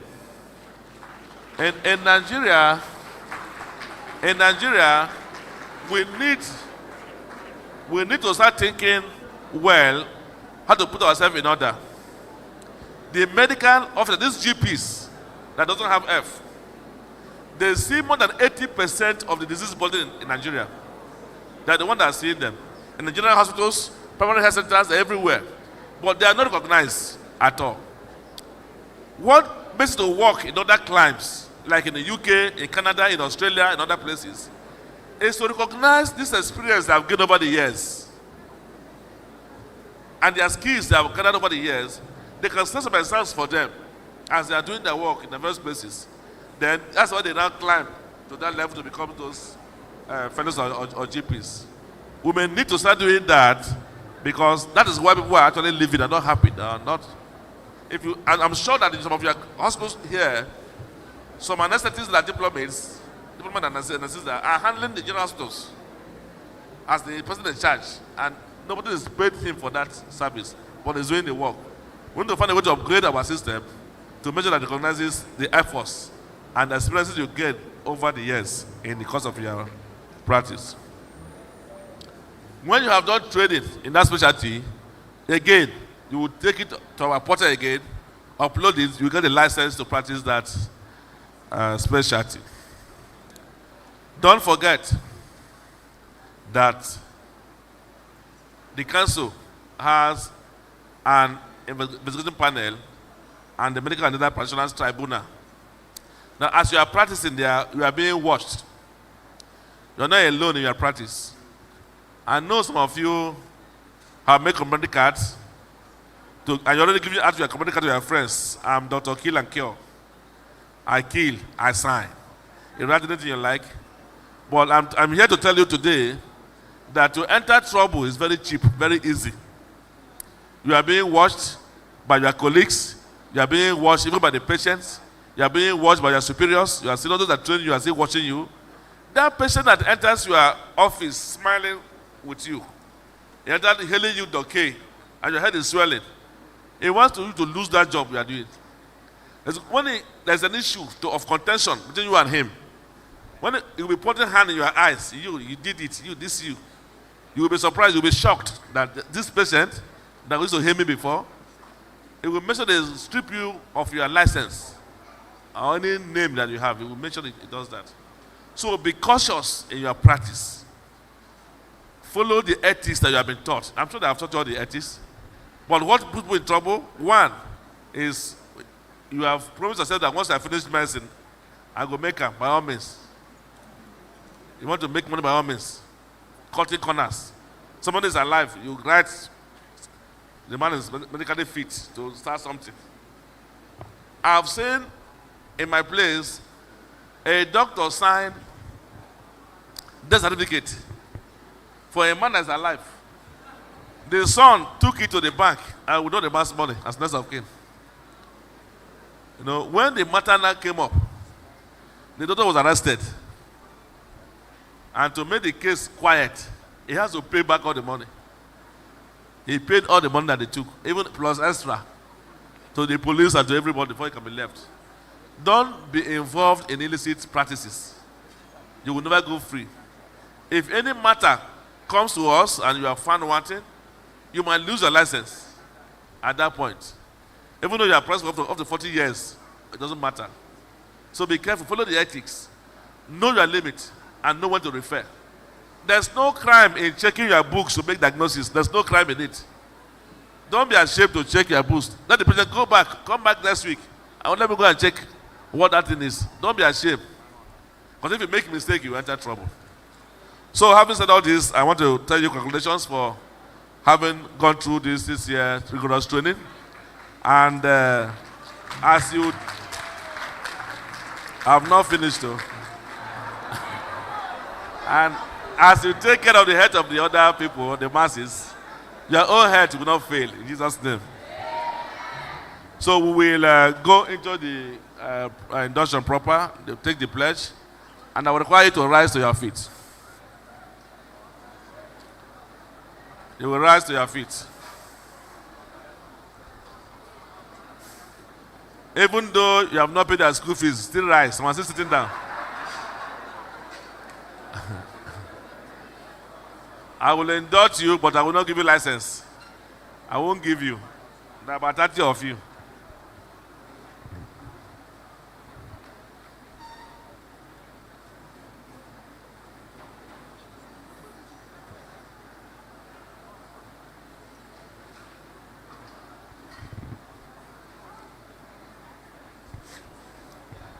So we are about to take the pledge.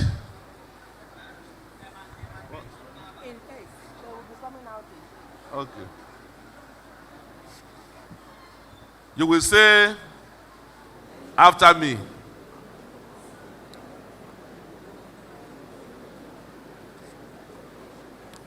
What this stage means is that everything that the VC said, and the provost said, and the elder said, that everything you have heard today, that you have understood it very, very well.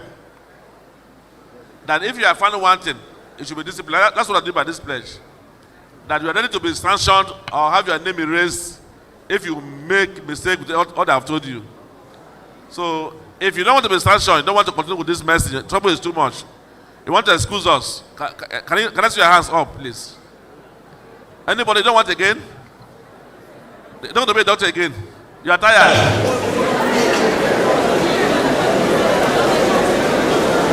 Is there anyone not comfortable with making a pledge? Anyone like that? I've seen one before. It says the Jehovah's Witness that will not take oath. And we excuse her from the oath. That's why I'm making this call. But she never got licensed until she came back to the office to take the oath.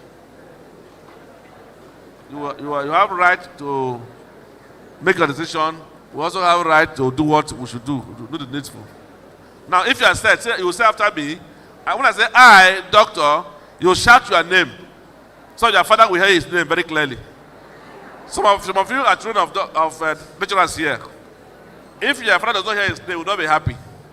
He has wasted his time. So make sure your name is so loud that your father will pick it very, very clearly. He will know, yes, that's my daughter, that's my son. Especially Professor Bimosu's daughter. Make sure your voice is loud. Are you ready? I, doctor,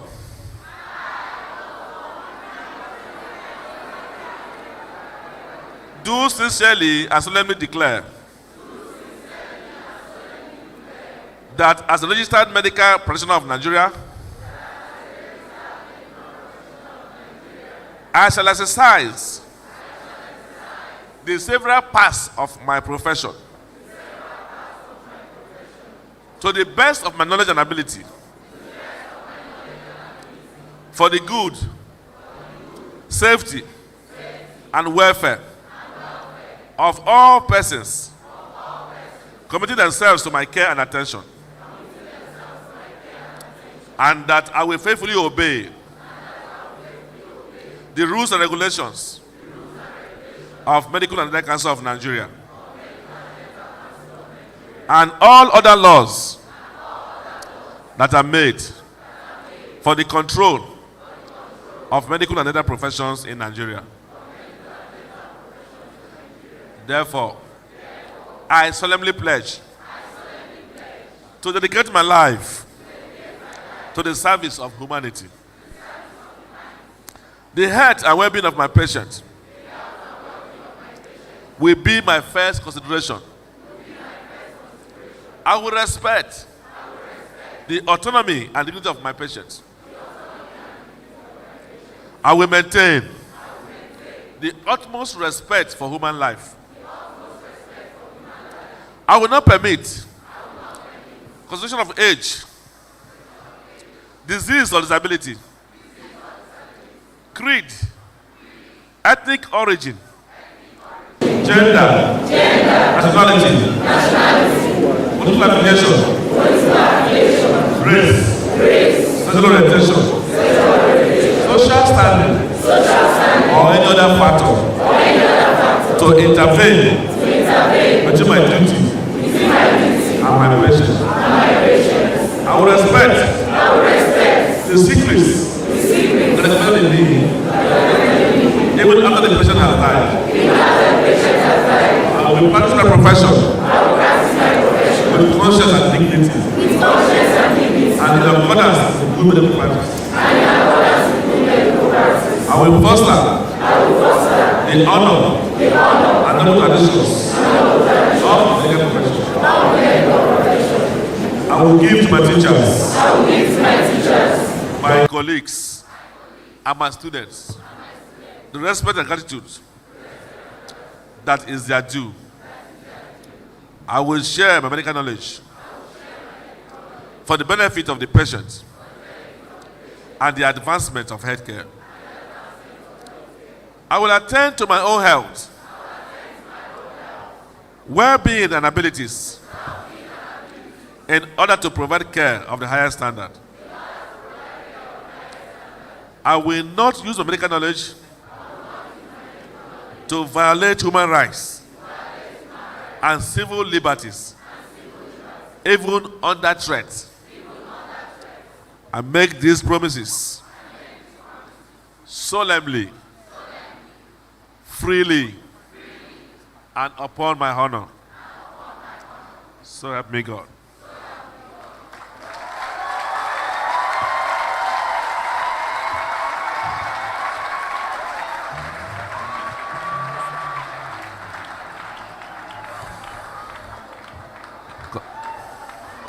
Congrats, that's the first stage.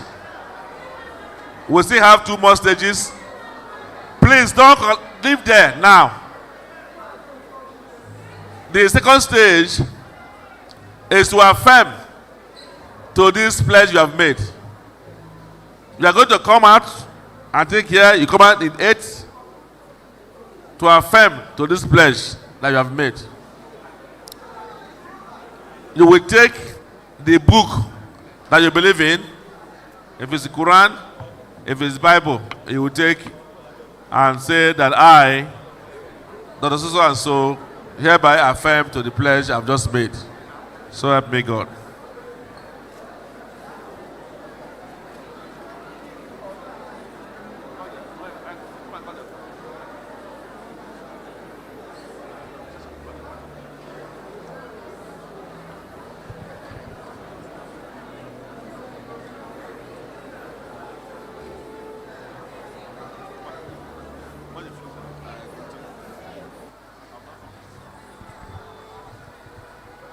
Thank you, the rep of the registrar.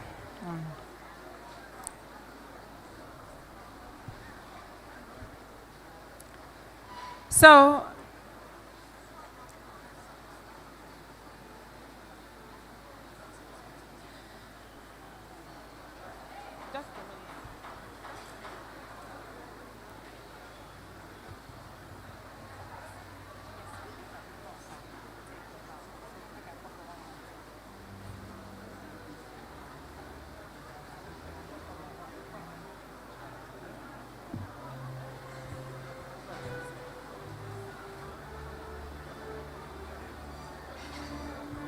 So you've all recited it. So, and you did it as a group. Now you have to come one after the other for us to really know that what you have said is from you. So when I call you, you come out. You come out and affirm what you have recited. And then you come over to the high table and you shake the members of the high table and go back. Yes. So the protocol, we call you out in groups. When you come out, we hand over the Bible or the Quran to you. You hold the Bible or the Quran in your right hand, the microphone on your left, and you personally say, you hereby affirm.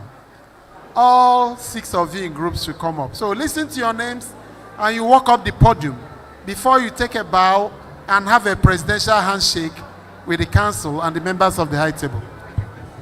So as you come out, you say, I make these promises solemnly, freely, and upon my honor. So if it came from your mind and you mean what you said, so you say, I do solemnly affirm. Because you ended it by saying, I make these promises solemnly, freely, and upon my honor. You did it as a group, so you have to come out one by one to affirm what you have said. So you say, I, Dr. So, do solemnly affirm. So I call you one after the other. Dr. Honorable James Uchechukwu. Dr. Okuma Brian Olisemeka. Dr. Esiaba Grateful Chimdike. Dr. Ndareke Sylvia Ekaete. Dr. Onwubuya Emmanuel Chidubem.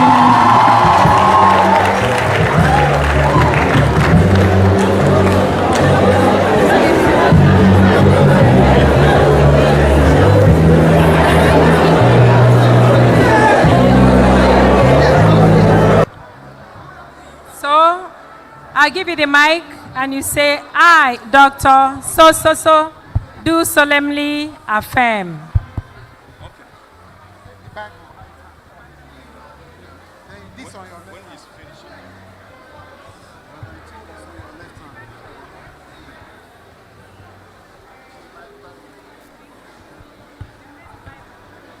I, Dr. Honorable James Uchechukwu, do solemnly affirm. I, Dr. Brian Okuma, do solemnly affirm. I, Dr. Esiaba Grateful Chimdike, do solemnly affirm. I, Dr. Ndareke Sylvia Ekaete, do solemnly affirm. I, Dr. Emmanuel Onwubuya, do solemnly affirm.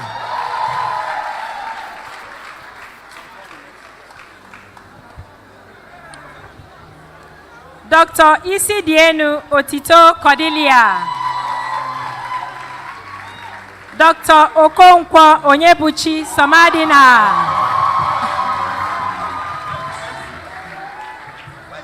Dr. Ihediwa Sandra Nnenna. Dr. Ibe Goodness Daberechi. Dr. Aja Ifeanyi David. Dr. Nwankwo Augustine Ugochukwu. And Dr. Akpa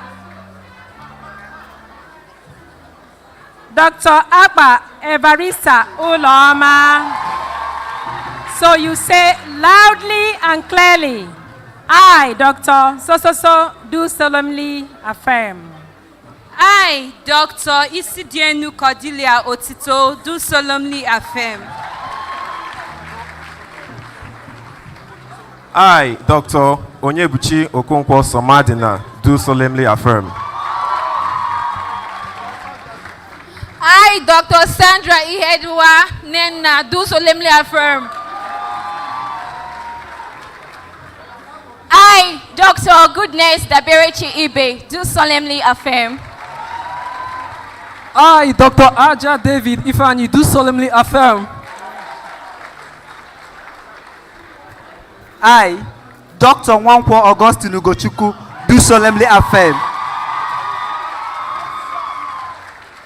I, Dr. Akpa Evarista Uloma, do solemnly affirm.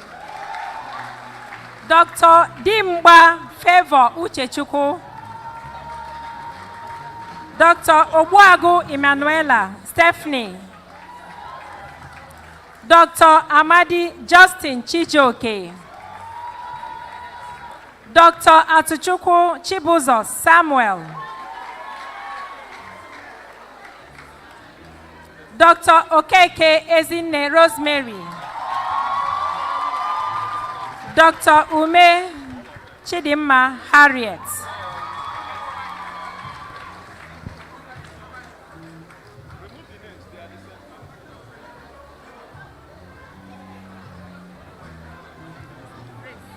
So you raise the Bible and you say, I, so do solemnly affirm. I, Dr. Dimba Uchechukwu Favor, do solemnly affirm. I, Dr. Obuagu Emanuela Stephanie, do solemnly affirm. I, Dr. Justin Amadi Chijoke, do solemnly affirm. I, Dr. Atuchukwu Chibuzo Samuel, the third of his clan, do solemnly affirm.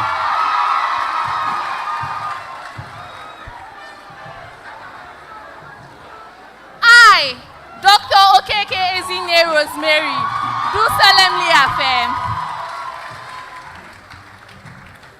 I, Dr. Ume Chidimma Harriet, do solemnly affirm.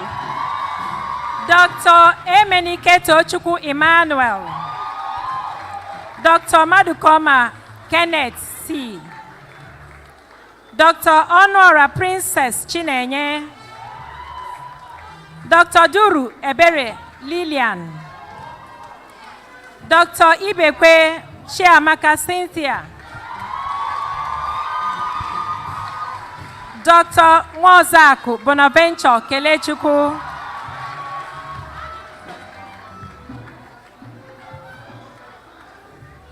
One more.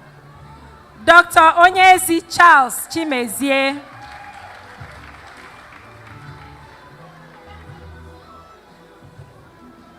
You raise the Bible with the mic on your left and you say, I, Dr. So do solemnly affirm.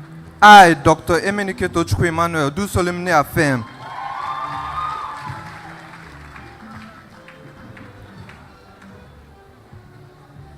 I, Dr. Madukoma Kenneth, do solemnly affirm. I, Dr. Honora Princess Chinenye, do solemnly affirm. I, Dr. Duru Ebere Lillian, do solemnly affirm. I, Dr. Ibekwe Chiamaka Cynthia, do solemnly affirm. I, Dr. Musa Bonaventure Kelechukwu, do solemnly affirm. I, Dr. Onyezi Charles Chimezie, do solemnly affirm. Please, if you're coming up for your affirmation, drop every paper, document, or phone with you on your desk. Come here empty-handed so it will enable you to do your affirmation. Don't come up with any paper or brochure. Please, Dean, sir. Dr. Alphonsus Ruth Udochi. Dr. Ibe Emmanuel Chijoke. Dr. Ifako Adeze, Mary Cynthia. Dr. Emenuga Chisom Olivia.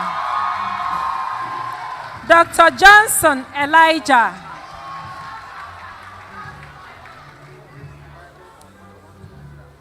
Dr. Izundu Kizito C. Dr. Nwankwo Chinonso H.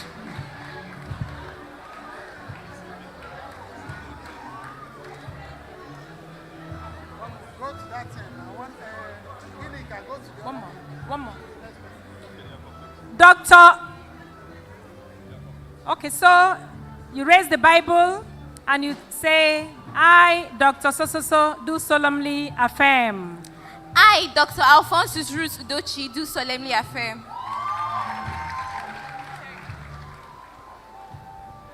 I, Dr. Ibe Emmanuel Chijoke, do solemnly affirm.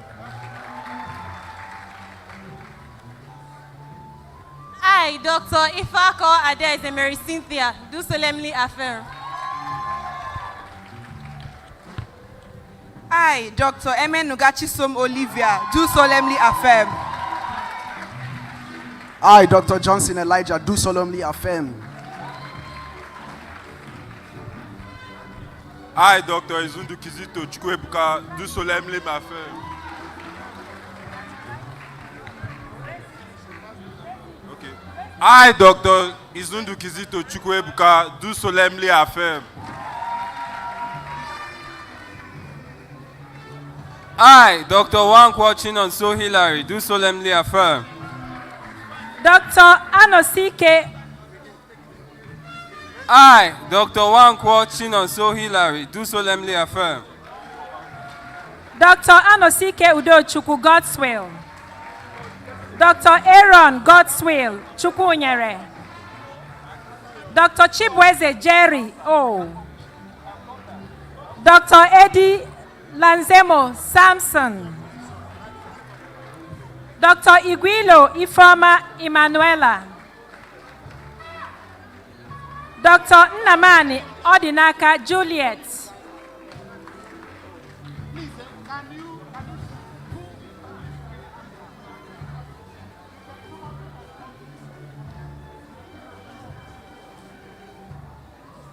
Dr. Ahaneku Chinaza Chisom.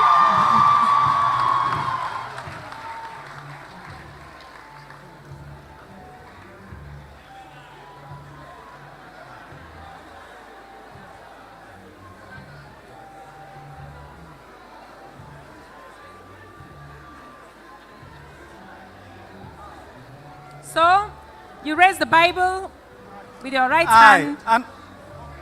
I, Dr. Anosike Udochukwu, God's will, do solemnly affirm. I, Dr. Chibweze Jerry Okuchukwu, do solemnly affirm. I, Dr. Aaron Gosiu Chukwunyere, the one Jesus helped, do solemnly affirm. I, Dr. Eddie Lanzemo Samson, do solemnly affirm. I, Dr. Iguilo Ifoma Emanuela, do solemnly affirm. I, Dr. Nnamani Odinaka Juliet, do solemnly affirm. I, Dr. Ahaneku Chinaza Chisom, do solemnly affirm. Dr. Ejike Njoko Stephanie Chisom. Dr. Egu Stephen A. Dr. Amahalu Ugochukwu Godson. Dr. Chibuzo Ikemefuna C. Dr. Orazu Chimezie Emmanuel. Dr. Udu Gabriel Jr. Dr. Okonkwo Michael Chukwuemeka.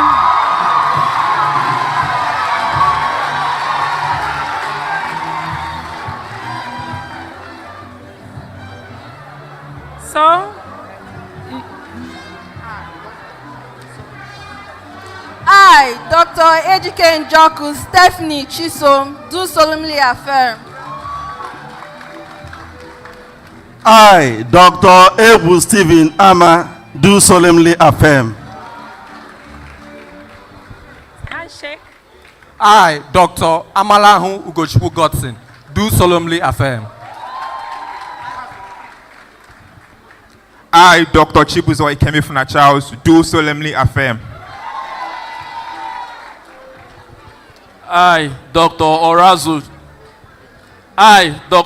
Chimeze Emmanuel, do solemnly affirm.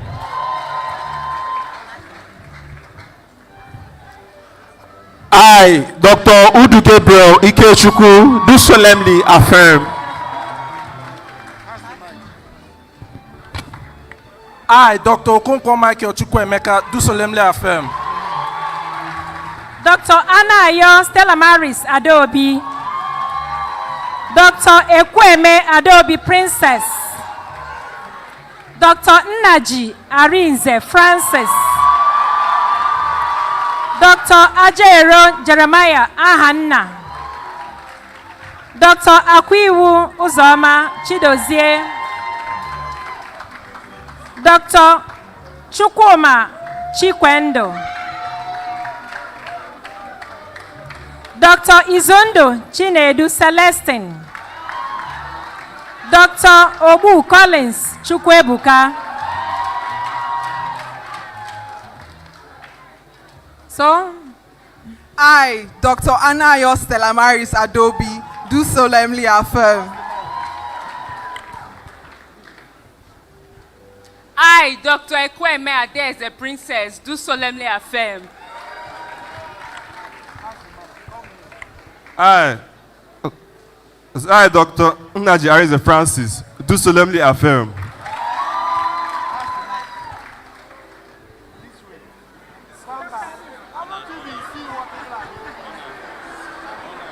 I, Dr. Ajero Jeremiah Ahanna, do solemnly affirm.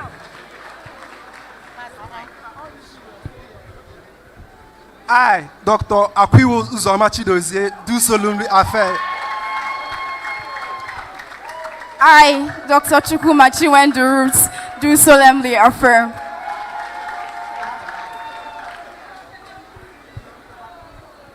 I, Dr. Celestine Chinedu Izondo, do solemnly affirm.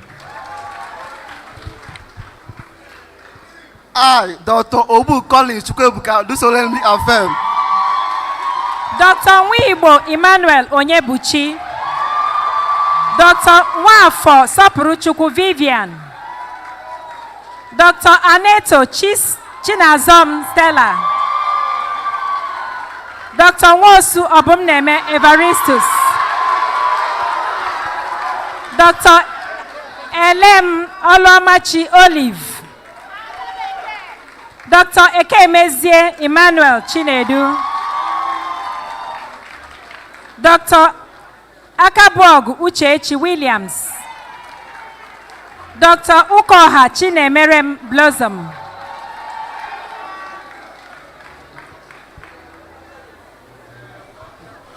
I, Dr. Nwibo Emmanuel Onyebuchi, do solemnly affirm.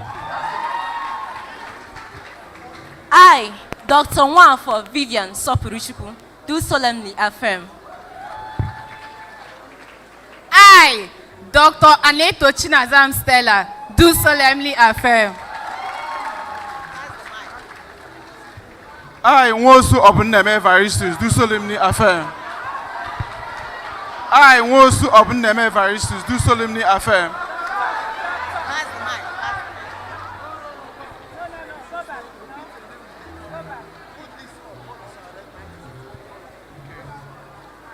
I, Dr. Nwosu Obuneme Evaristus, do solemnly affirm.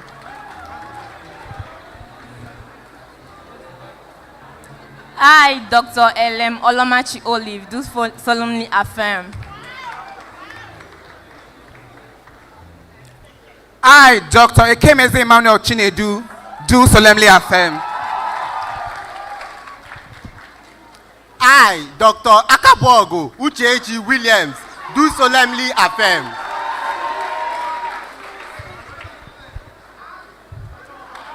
I, Dr. Ukoha Chinemerem, do solemnly affirm. Dr. Onyeka Chima, P. Dr. Udebwani Nneamaka Winnie.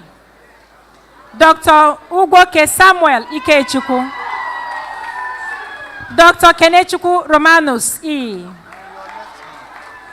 Dr. Obinwosu Ifechukwu Daniela. Dr. Tony Obalobi Hilary Obinna. Dr. Amuluche Mmesoma Olivia. Dr. Igwegbe Chinemelum. You raise the Bible and you say, Dr. So do solemnly affirm. I, Dr. Onyeka Chima Peace, do solemnly affirm. Take a bow. I, Dr. Udebwani Nnamdi Winnie, do solemnly affirm. I, Dr. Ugwoke Samuel Ikechukwu, do solemnly affirm. I, Dr. Kenechukwu Romanus Emeka, do solemnly affirm. I, Dr. Ifechukwu Daniela Ubinwosu, do solemnly affirm. I, Dr. Tony Obalobi Hilary Obinna, do solemnly affirm. I, Dr. Amuluche Mmesoma Chukwu Olivia, do solemnly affirm. I, Dr. Amuluche Mmesoma Chukwu Olivia, do solemnly affirm. I, Dr. Theodora Chinemelum Igwegbe, do solemnly affirm. Dr. Awuzie Millicent Ifechukwu. Dr. Amuzie Geraldine O. Dr. Nnalwe Victor Divine. Dr. Onyenwe Stephanie C. Dr. Maduka Yvonne Ogechukwu. Dr. Uwakwe Chekubeja T. Dr. Ehujo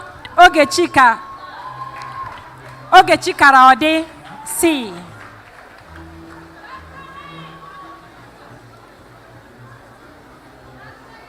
So you raise the Bible and you say, I, Dr. So do solemnly affirm. I, Dr. Ifechukwu Millicent Awuzie, do solemnly affirm.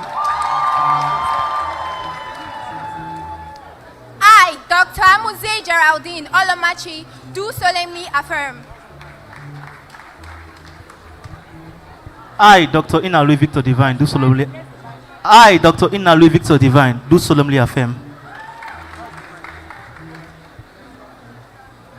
I, Dr. Stephanie Chinazo Onyenwe, do solemnly affirm. I, Dr. Yvonne Ogechukwu Maduka, do solemnly affirm. I, Dr. Chekubeja Uwakwe, do solemnly affirm. I, Dr. Ehujo Ogechikara DC, do solemnly affirm. Dr. Nwosu Adachukwu A. Dr. Nkenderem Amarachi Pearl. Dr. Anose Chidimma Sylvia. Dr. Anokulu Ifeanyi Osmond. Dr. Okon Victoria Victor. Dr. Aharowa Samuel Osadebanwe.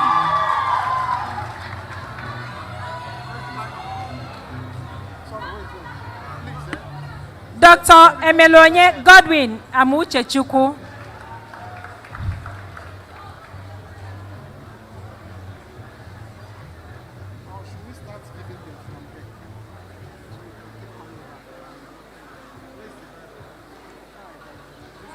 So you say, I, Dr. So do solemnly affirm. I, Dr. Nwosu Adachukwu Angela, do solemnly affirm.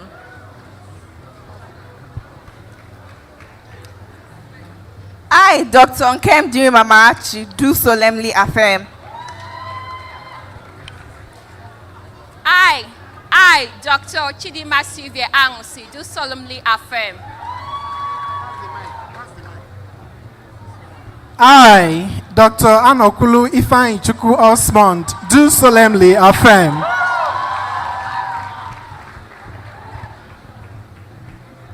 I, Dr. Okon Victoria Victor, do solemnly affirm. I, Dr. Agawa Osadebamwe Samuel, do solemnly affirm.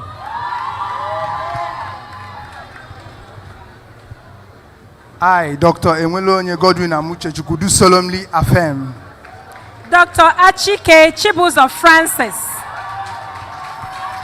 Dr. Damian Chimdendo Fidora, Dr. Nwafo Chidimma Judith, Dr. Ogunjiofo Anastasia, Dr. Obeta Kingsley Chidera, Dr. Onyejekwe Ifeyinwa V, Dr. Ojike Chika Mary, so you raise the Bible and you say, I, so, do solemnly affirm. I, Chibuzo Francis Achike, do solemnly affirm.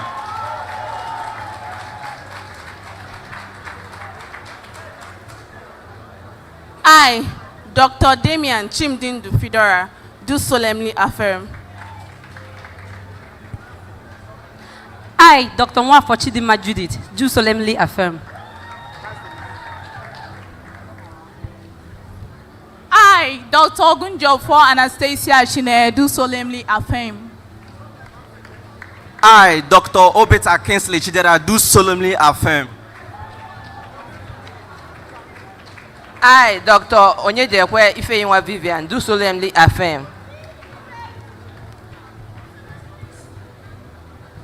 I, Dr. Chika. Raise the Bible. I, Dr. Chika Mary Ojike, do solemnly affirm.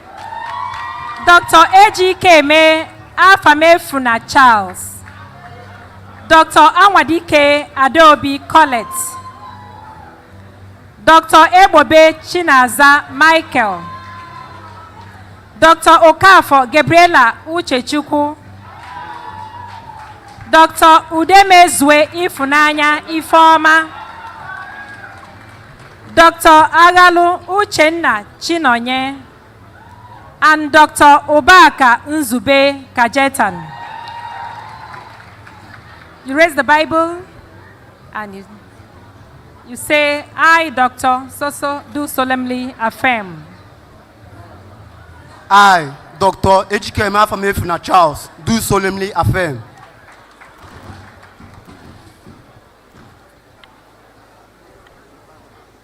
I, Dr. Anwadike Adobe Collette, do solemnly affirm.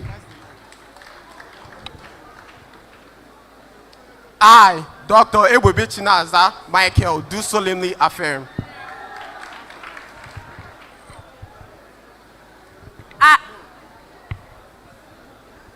I, Dr. Gabriela Uchechukwu Okafo, do solemnly affirm.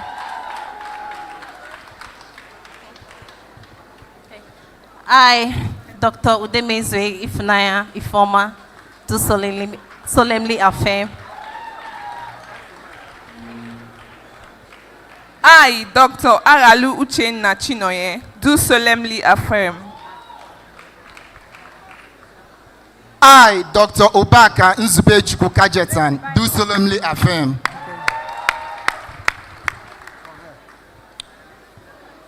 Thank you.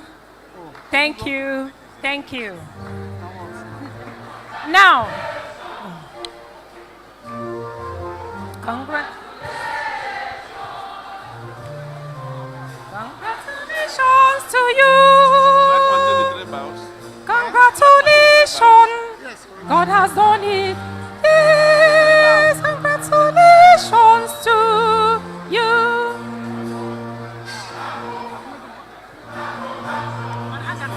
MDC will take the three bows now. Yes, after that. There's a bow. After that, yes. Who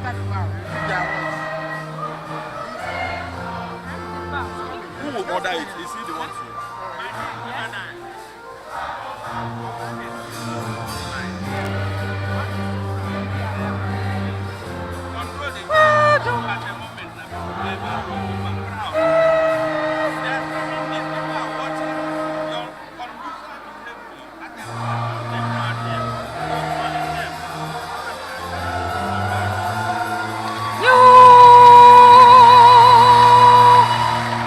Please, a round of applause for my students. These are my students, wonderful Herald Choir. Thank you, thank you, thank you.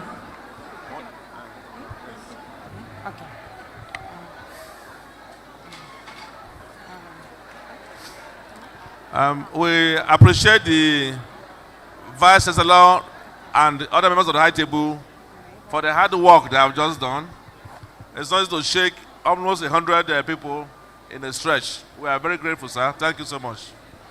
So I will also ask the inductees to now rise again. You have not finished. Anything we would like, we will do with it today.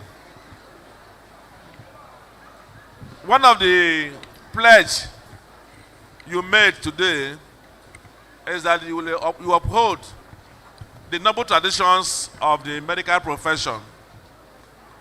And in this profession, doctors are very grateful people. So we have to give honor to whom honor is due. There are 3 traditional bows that you must take on a day like this. Are you ready? Don't be distracted, please. Don't be distracted, please. The first bow is to the university. And we will plead with the Vice Chancellor to rise to receive the bow. We are pleading with the VC to rise up to receive the bow. Why are we giving this bow to the university? This is because they have given you an enabling environment to study medicine. And it will share that bow with the CMD, the lab that they use.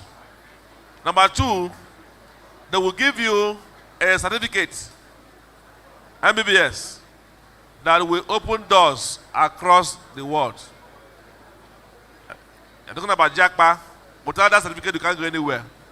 So for those 2 critical things, we must give them a very good bow at the count of 3.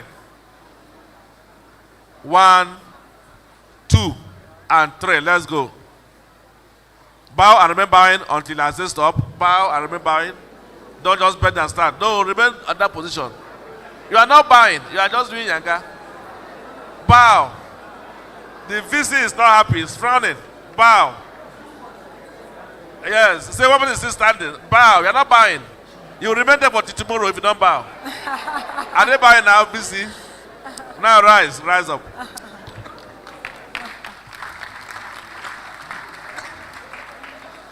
Thank you, BC, for being kind. When I say bow, you bow. It's not joking. Don't do like this. It's not your mate, too. That you show that you're not grateful people. The next set of bow is for the College of Medicine. You know, you see, all your teachers are here, colorfully dressed. You know, left all they have to do to come and be with you, celebrate with you today, after all the pains you gave them. We should play with the provost of the college to rise up to receive the bow on behalf of the college, both the teaching and non-teaching. Sometimes secretaries are put under pressure to produce results. Faculty officers, they're under pressure. So, sir, when you go back, make sure you share it with all of them very well. So I will ensure that they buy very well for you so they can carry it and go around for the whole college. No, sir. Thank you. Now, this next bow is for the College of Medicine, and the provost is standing to receive the bow. If he's not happy with your bow, I'm sorry. Your name may have to leave the list, even at this point. Why, given that this bow, some of you, if I see the way you are dressed now, I can tell that you have been a very good fashion designer. Yeah. Some of you are chess, and some would hang chess. Then there will be iron benders or egg wagers. No, but they taught you, they went through pains to teach you the art and science of medicine. Now you are, can I say you are palpating? You can palpate and feel mass in a woman's body. You know, they went through a lot of pain. Sometimes they have to cry and pray that you just understand them. After teaching you on the grand round today, a whole day, the next morning you come back, you say, we cannot remember. That means his effort the day before that day was a waste. So show them that you are grateful by giving them a good bow at the count of 3. 1, 2, and 3. Let's go. Some are standing, some people are still standing. I will stay here, I'm not in a hurry. Provost is not happy, so you are not buying well. Provost, are they okay? Okay, rise. That's number 2. Thank you, Provost, for taking that bow. Then the last bow is to your parents and guardians.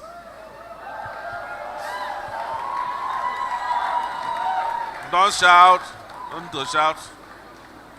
Why are we buying for them today? Let it be known to you that all the lies you told them, they know. You will send them text message. Daddy, condition, critical. Mommy, all my mates have bought cadaver, only me and no one remaining. Some of you are buying embryology and histology. When they will go and ask other parents, are you buying this too? They say, no, I'm not buying, no. At least some of your parents are lecturers here. Some of my parents will go and ask them, are they buying this thing? They say, how can they say that? But they will come back. They know they are telling lies. They keep quiet and they still give you that money.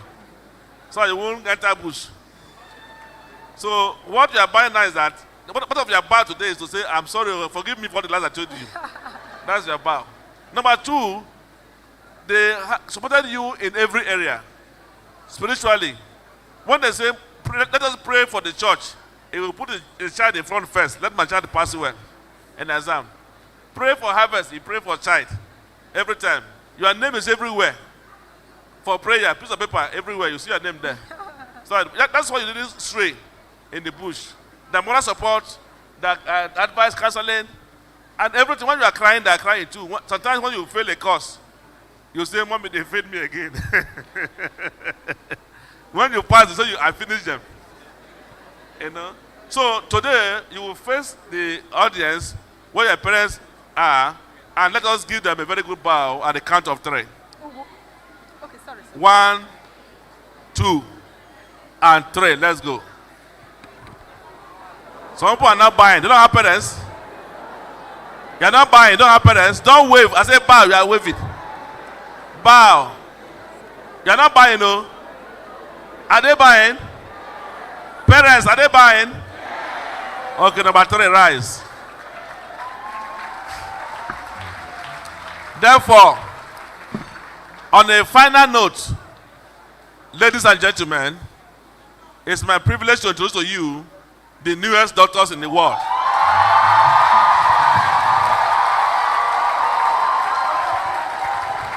Thank you, thank you, thank you. This is time for recognitions and awards. My dear parents, if you know what it means to go through the medical school, if you know the rigors and the torture, mentally, sleepless nights these children pass through to get to this level, you will appreciate God today. They all worked hard, and like I said during my address, they are worthy in character and in learning. Some of them performed outstandingly, and we want to recognize them.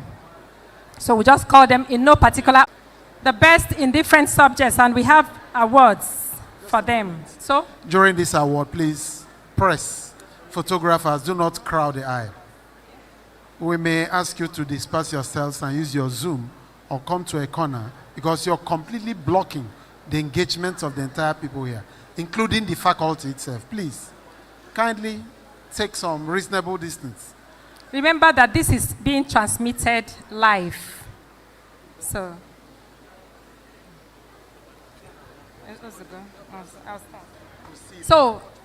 we're not calling it in any particular order. We have Professor Chendo Adimma's Prize for Best Student in Community Medicine going to Dr. Obinwosu Ifechukwu.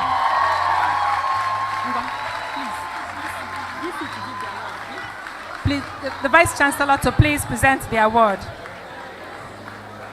Please follow quickly so that our rice and stew will not get cold.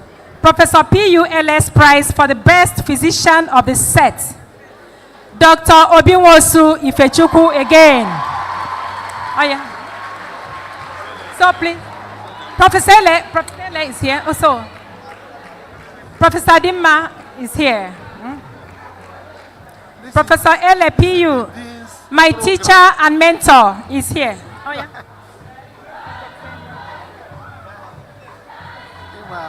Those of you who have been attending the occasion, please. This is very easy to do. They should have arranged it like that. Chikasen Prize for the Best Student in Ophthalmology. Dr. Okeke Ezine Rosemary. Press, can you move back from the aisle? Excuse me. Thank you, sir. Excuse me, can you move back to the... Can you just move? You can go to the stairs.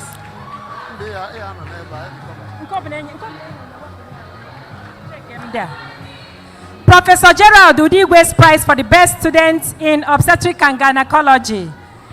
Dr. Obinwosu Ifechukwu.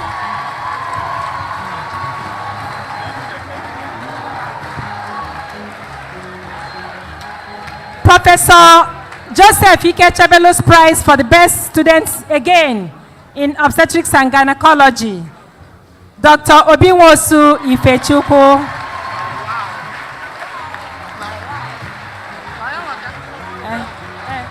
You have it.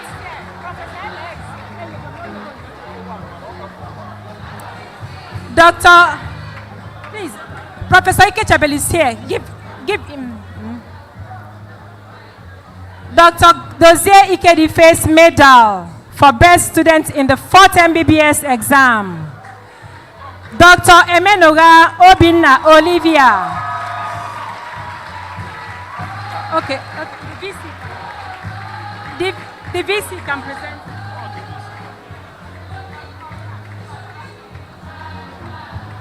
Chief Cletus Ibeto's Prize for Best Students in Pediatrics. Dr. Okeke Ezine Rosemary. Chief Cletus Ibeto's Prize for Best Student in Pediatrics.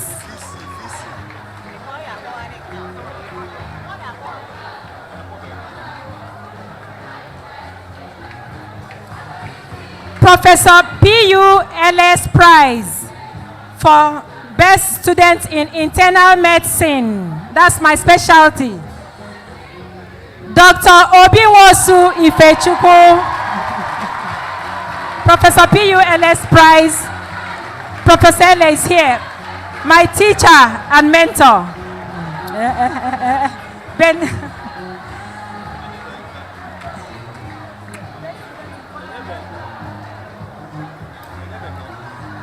Best, you're welcome, sir. Best student in 4th MBBS exam. Dr. Emenoga Chisom Olivia. Best student in 3rd MBBS exam. Dr. Okonkwo Michael Chukwuemeka.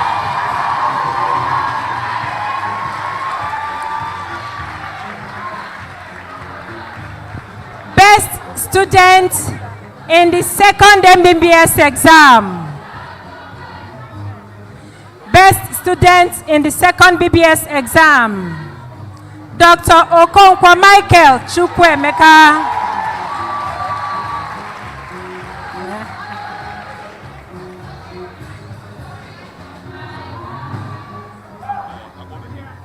Professor Eche Adimas Prize for the best female student goes to Dr. Obinwosu Ifechukwu.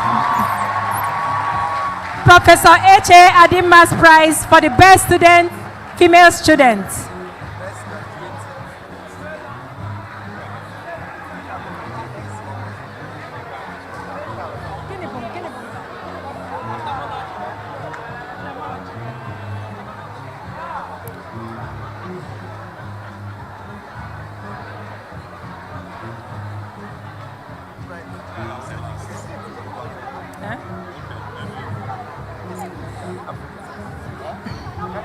Professor F.E. MLS Prize for the best student in pathology. Professor MLS is here. Professor MLS Prize for the best student in pathology goes to Dr. Emenoga Chisom Olivia. Professor MLS Prize for the best student in pathology. The best student in the 5th MBBS exam, the final MBBS exam, Dr. Obinwosu Ifechukwu.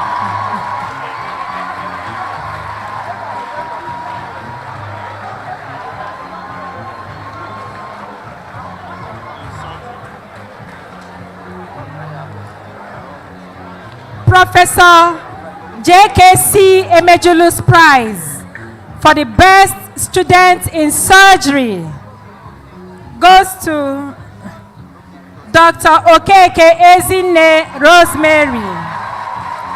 The best student in surgery, Professor J.K.C. Emejulu's Prize.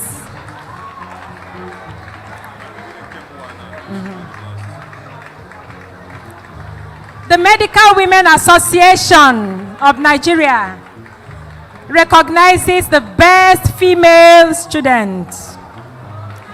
So, M1 decoration and award for the best female student goes again to Dr.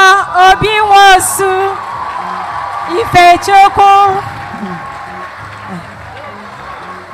Dr. Obinwosu Ifechukwu, the best female student, M1 decoration, to be presented by our president, the president of the Medical Women Association, Dr. Amaka Onubogo.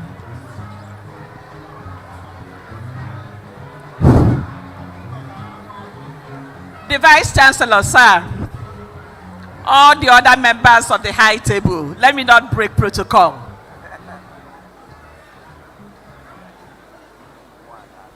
Our revered teachers, parents, new graduates, it's really an honor and privilege for me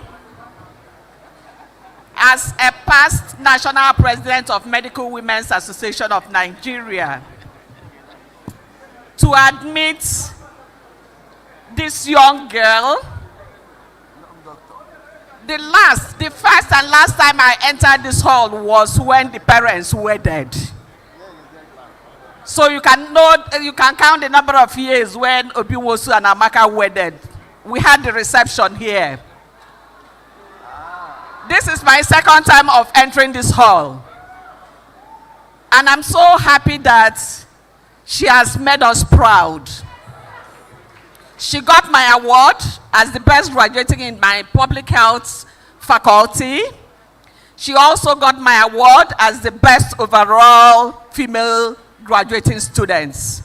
Ife, you've made us proud.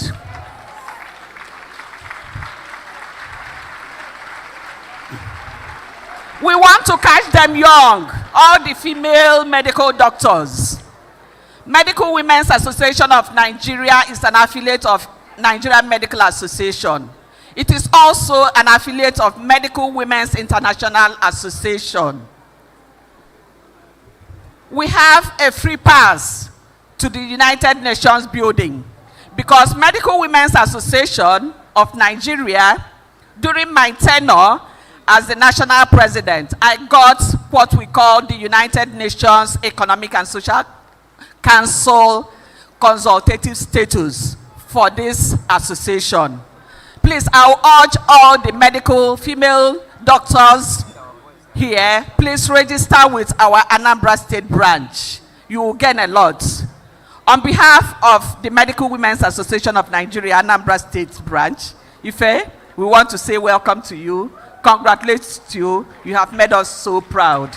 So I'm going to decorate you with our sash and give you the certificates. Okay.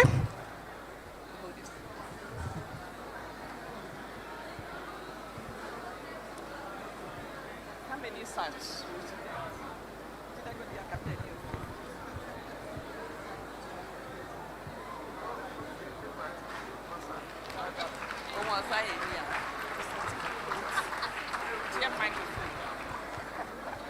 Please receive the certificate from Medical Women's Association of Nigeria.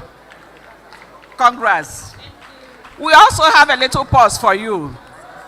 A very little pause. It's from the heart of Medical Women's Association of Nigeria. Well done, my daughter.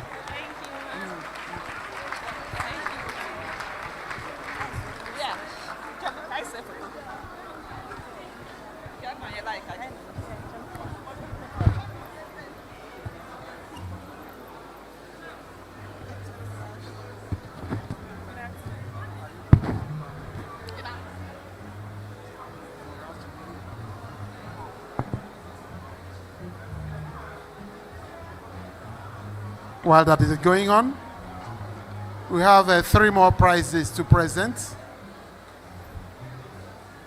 following which the professional awards will start. One of our beloved lecturers, Professor Ogamba, late, he taught me, and this class is or was the last class he taught before he died. And the family felt they need to honor him by recognizing the best students in the subjects he taught. He was a lecturer and a professor in the Department of Pharmacology. So the family wants to recognize him and immortalize his name by giving the best student in third MBBS exam, Okonkwo Michael Chukwuemeka. The family, the wife is here, Mrs. Stella Ogamba. Your son is here. Your son is here. And this is his son. So the family wants to present an award to them. A certificate. Where is it? Okay, thank you very much for this privilege to present this award. This award presented to the best students in third MBBS exam in memory of late Professor J.O. Ogamba. He was professor of biochemical pharmacology, Department of Pharmacology and Therapeutics, Faculty of Medicine. So it's going to be done through Fortunate Ogamba Foundation, presenting this award, which is supported with a sum of $50 US.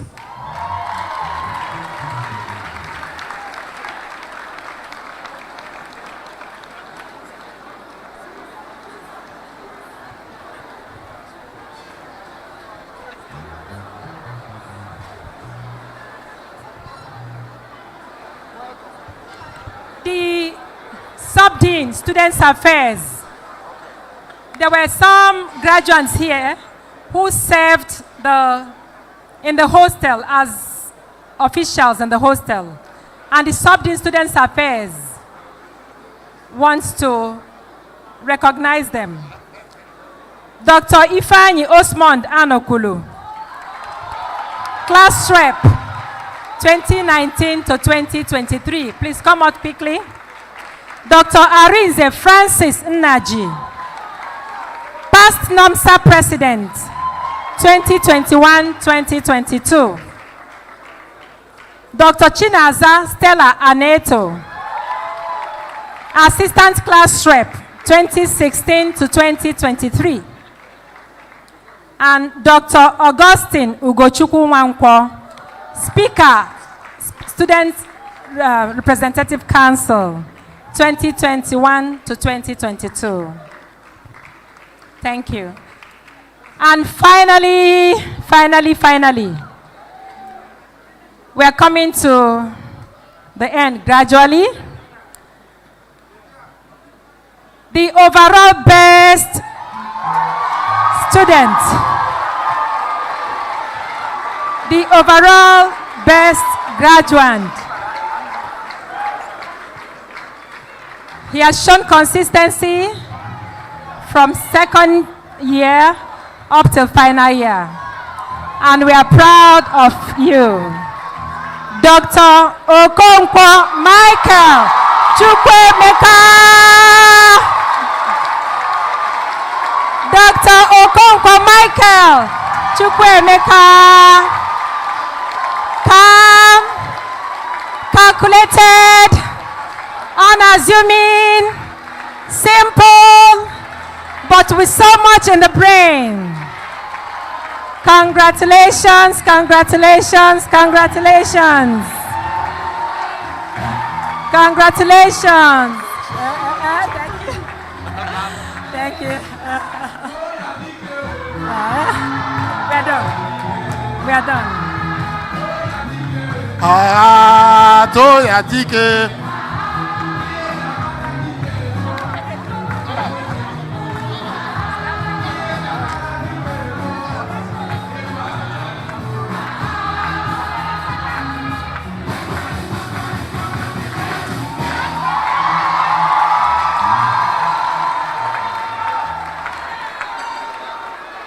Thank you very much.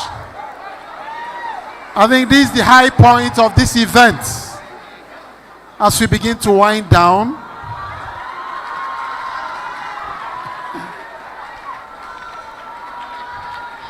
let me recognize the presence of Dame Joy Chioma Aralo, who is the Provost of College of Nursing and Midwifery, Naut Newi.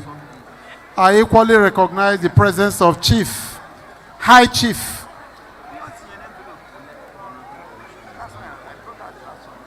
Chris Obonna, who is the Chairman of the Trade Union Congress, Anambra State.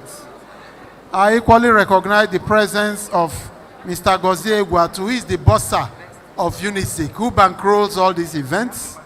And very importantly, Dr. Ajulu Zodike Oziuzonewi, who I had mentioned before has been a permanent benefactor of our faculty and our college. Let's appreciate them, please.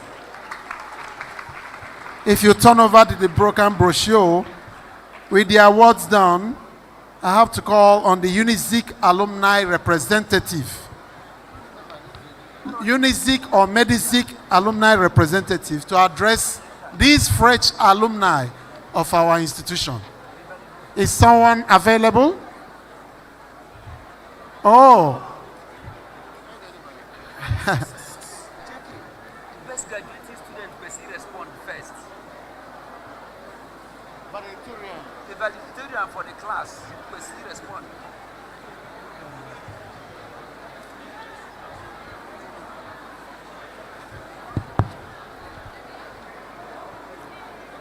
Hello, the Vice Chancellor and the chairman of this event, ably represented by the Deputy Vice Chancellor, Professor Joy Ketebelu.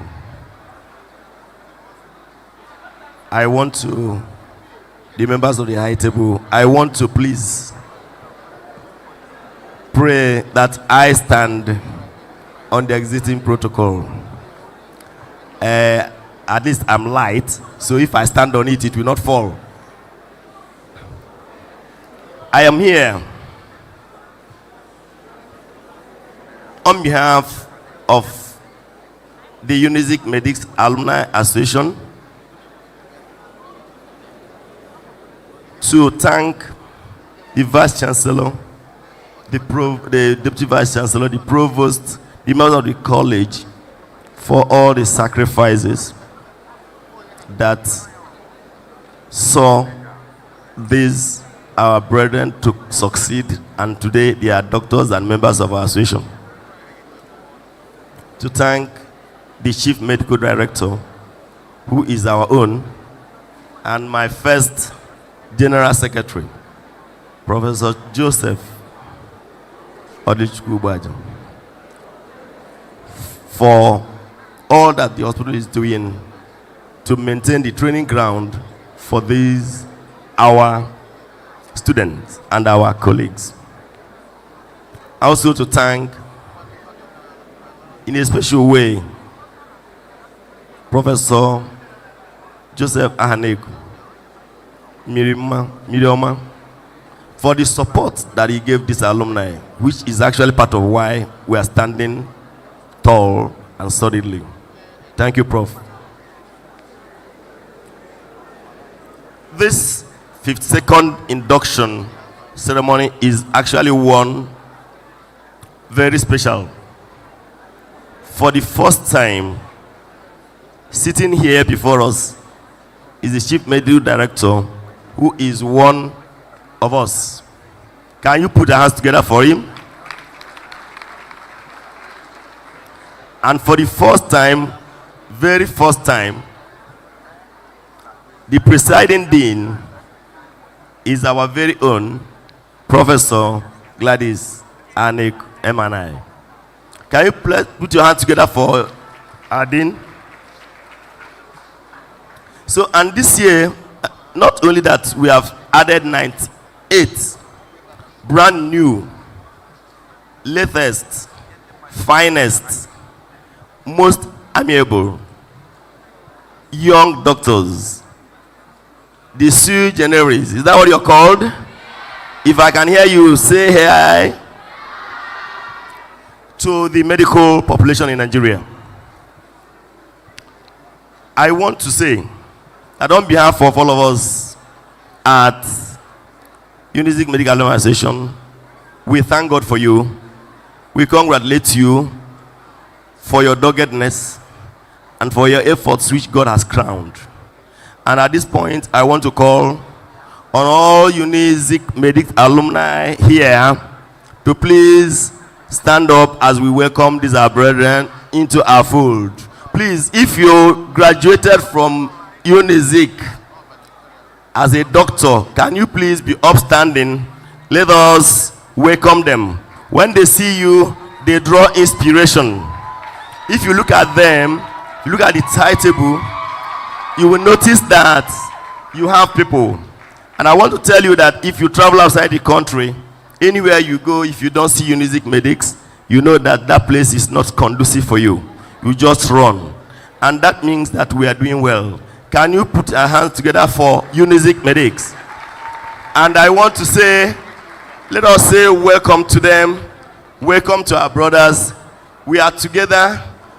The difference is age. You are just one of us. And thank God, you can now be seated.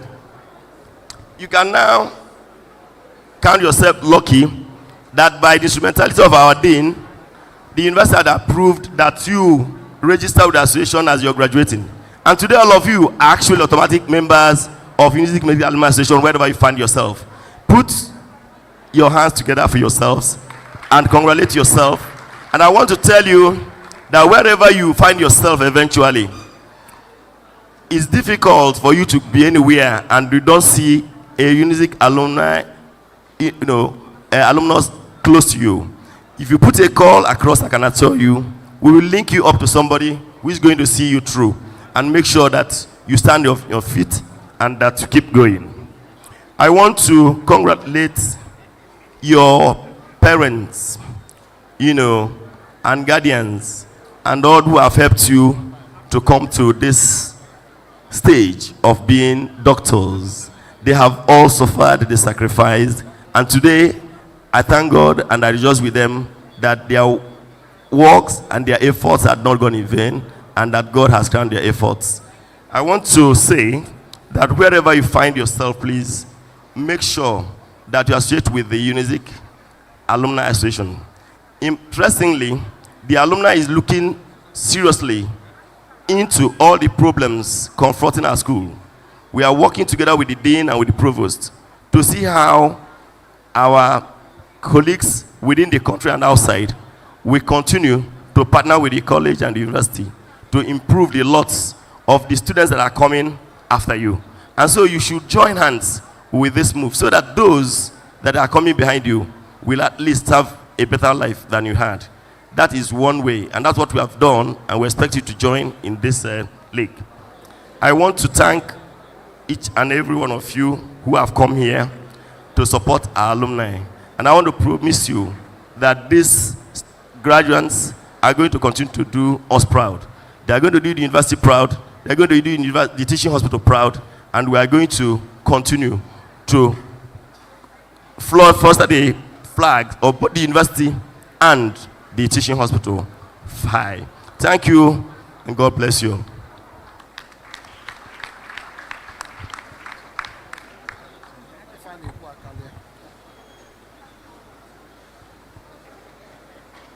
UNIZIC alumni, we thank you. Sorry, just final. The best 3 graduating doctors are going to be decorated with an award on 16th of December when we're going to have our family get together. On that day, both the chief medical director, who is our own, and the dean will be honored.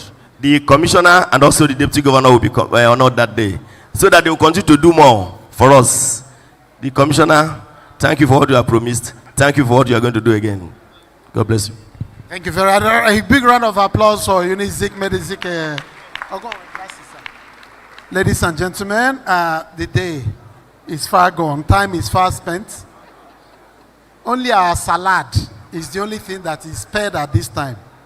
Rice is cold, meat is cold, drinks are getting warm, and we need to celebrate this very special class that goes by the name of the Sui Generis. Let me call on the Nigerian Medical Association Chairman for Anambra State, Dr. Mrs. John Ezono, who is ably represented by the Vice Chairman, Dr. Prince Nokam, for their word to our latest members. Dr. Okam, please. A round of applause. NMA. Samoa, thank you. Warm greetings, ladies and gentlemen. Please permit me to stand on the already established protocol, but of course I will not fail to recognize the men at the high table. I want to recognize my own direct boss, Professor J.I.K. Chabel Prof. I greet you. My boss, my mentor, my trainer. I also want to recognize my teachers, Professor Ibeze, Udigwe, Professor Boaja. Thank you. And all the other members of the high table. Of course, my very good friend, the Commissioner of Health, Afamo Bidike. Thank you. The day is fast spent, so I won't bore you with speeches, but let me just state that I'm here to represent my boss, the state chairman, who is unavoidably absent. She sends her regards to all the fresh graduates. And let me just read some few lines from her speech. And she says, to our newest Hippocratic brethren, I appreciate your consistent dedication to hard work that resulted in this great achievement. She's super delighted to welcome you to the noble medical family on behalf of Nigerian Medical Association, Anambra State. NMA, incidentally, is our parent professional body for all registered Nigerian doctors and dentists. This association is committed to standard medical practice, welfare, and professional growth of its over 35,000 members, including you, that is newly inducted. She wants to assure you confidently that in your best interest that you try and identify with NMA wherever you find yourself, because this is the only association that speaks for us. When M1 was here, they said they are an affiliate of Nigerian Medical Association, so is ARD, so is MDCAN, so is Association of Private Practitioners. NMA remains our parent body. It provides support, protection, network, mentorship opportunities to aid your practice and professional growth. Our chairman encourages you to register with NMA wherever you find yourself during your housemanship. And let me also tell you that the moment a doctor title is added to your name, you're automatically an NMA member. She's wishing you the best in your future endeavors. And she's signing out. I'm signing out as Dr. Jane Ezono, NMA Chairman, Anambra State. So, but please, before I conclude, NMA does not have money. I want to tell you that NMA appreciates you, and we have a little token, something to present to the best graduating students. So I wish to quickly call on Dr. Chukwuemeka Michael Okonkwo to step forward and accept this token on behalf of Nigeria Medical Association. Please, NMA wishes she has enough to go around, and probably subsequently we look into that. All of you are important to us, but he will take this token as a gesture of goodwill from Nigeria Medical Association.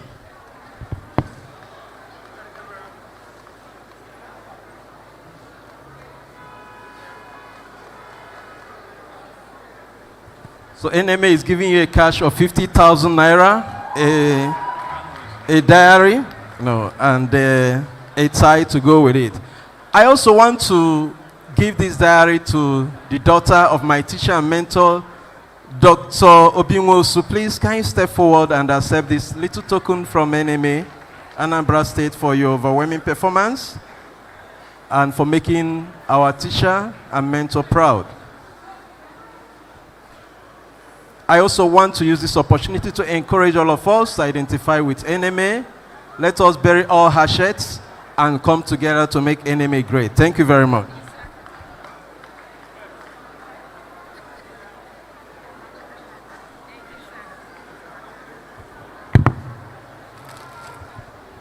Thank you so much, the NMA State Chairman, ably represented by the Vice Chairman. Please, at this point, may I invite the valedictorian, the best graduating student from the class, to come and give us the response from the class. Dr. Chukwuemeka Michael Okonkwo. Response by graduates representative. Welcome, Doc.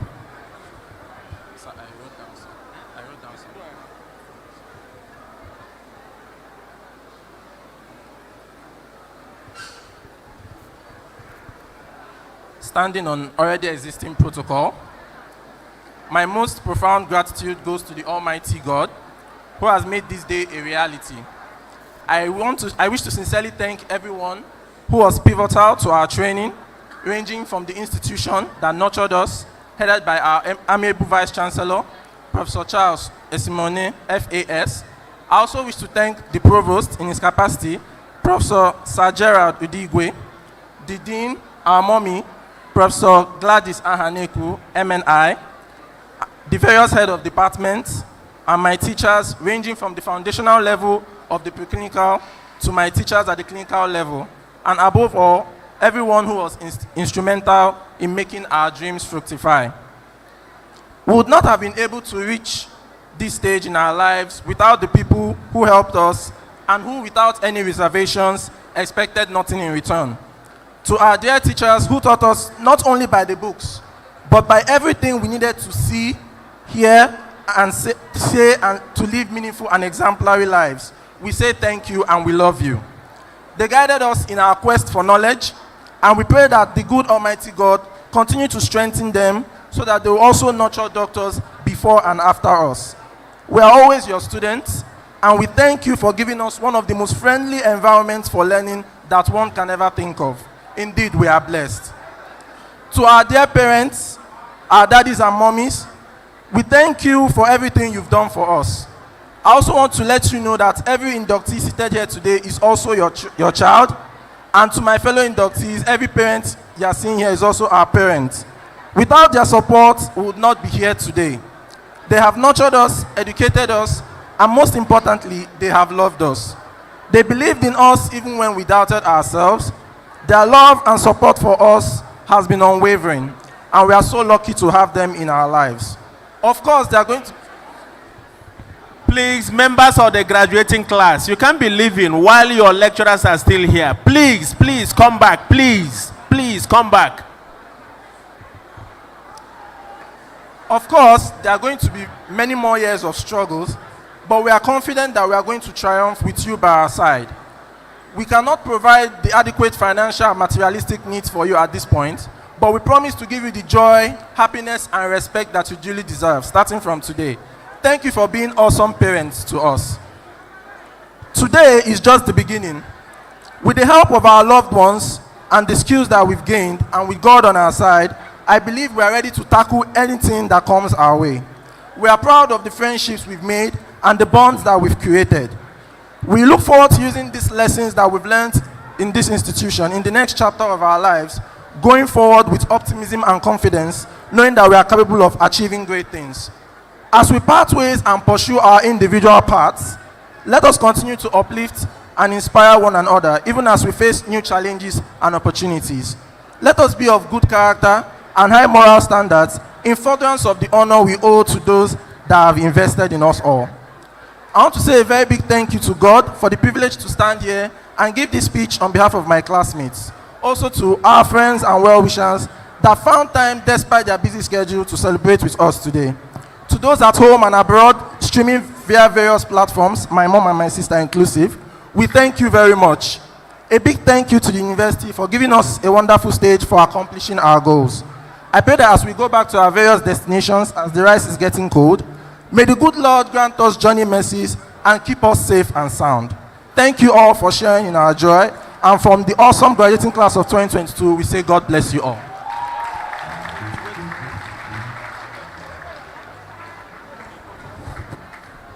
The Chief Medical Director, Professor Audrey Joseph Ubaja, has a presentation award to the best graduating students.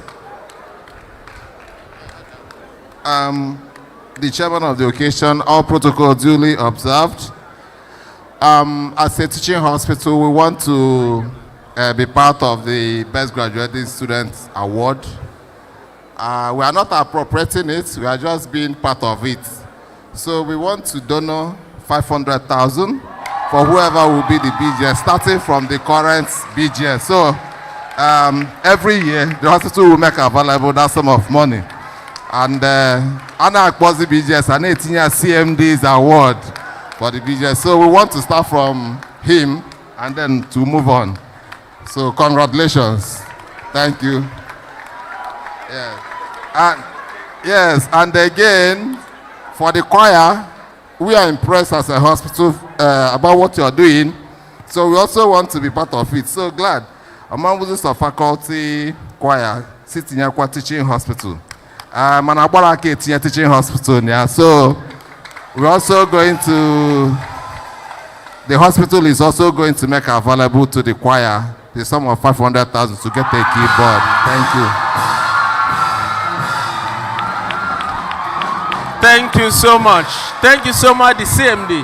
Thank you so much, Ochinawata. Thank you so much. Please, we are taking a roll call now because the students are supposed, the graduates are supposed to sign out. But most of them have gone. And the instruction from the dean is that we are going to take a list of those that are still here. Without wasting your time, I will invite the representative of the parents. Permit me to invite pharmacist Maureen Aneto to come and give us the address by the parents' representative. Pharmacist Maureen Aneto. May I stand on already existing protocol? Then on behalf of all the parents of the graduates, I wish to express our immense gratitude, first of all, to the Vice-Chancellor of this university, Professor Charles O. Esimone, FPSN, FAS, ably represented by Professor Joseph Ike Echebelu, our Deputy Vice Chancellor, the Provost of the College, Professor Gerald Udigwe, the Dean, Faculty of Medicine, and my dear sister, Professor Gladys Ahaneku, the past deans, the CMD of Nnamdi Azikiwe University Teaching Hospital, Professor Ubaja Ochinanwata, and then all the lecturers, all the professors, the lecturers that taught these children, these freshly graduated medical doctors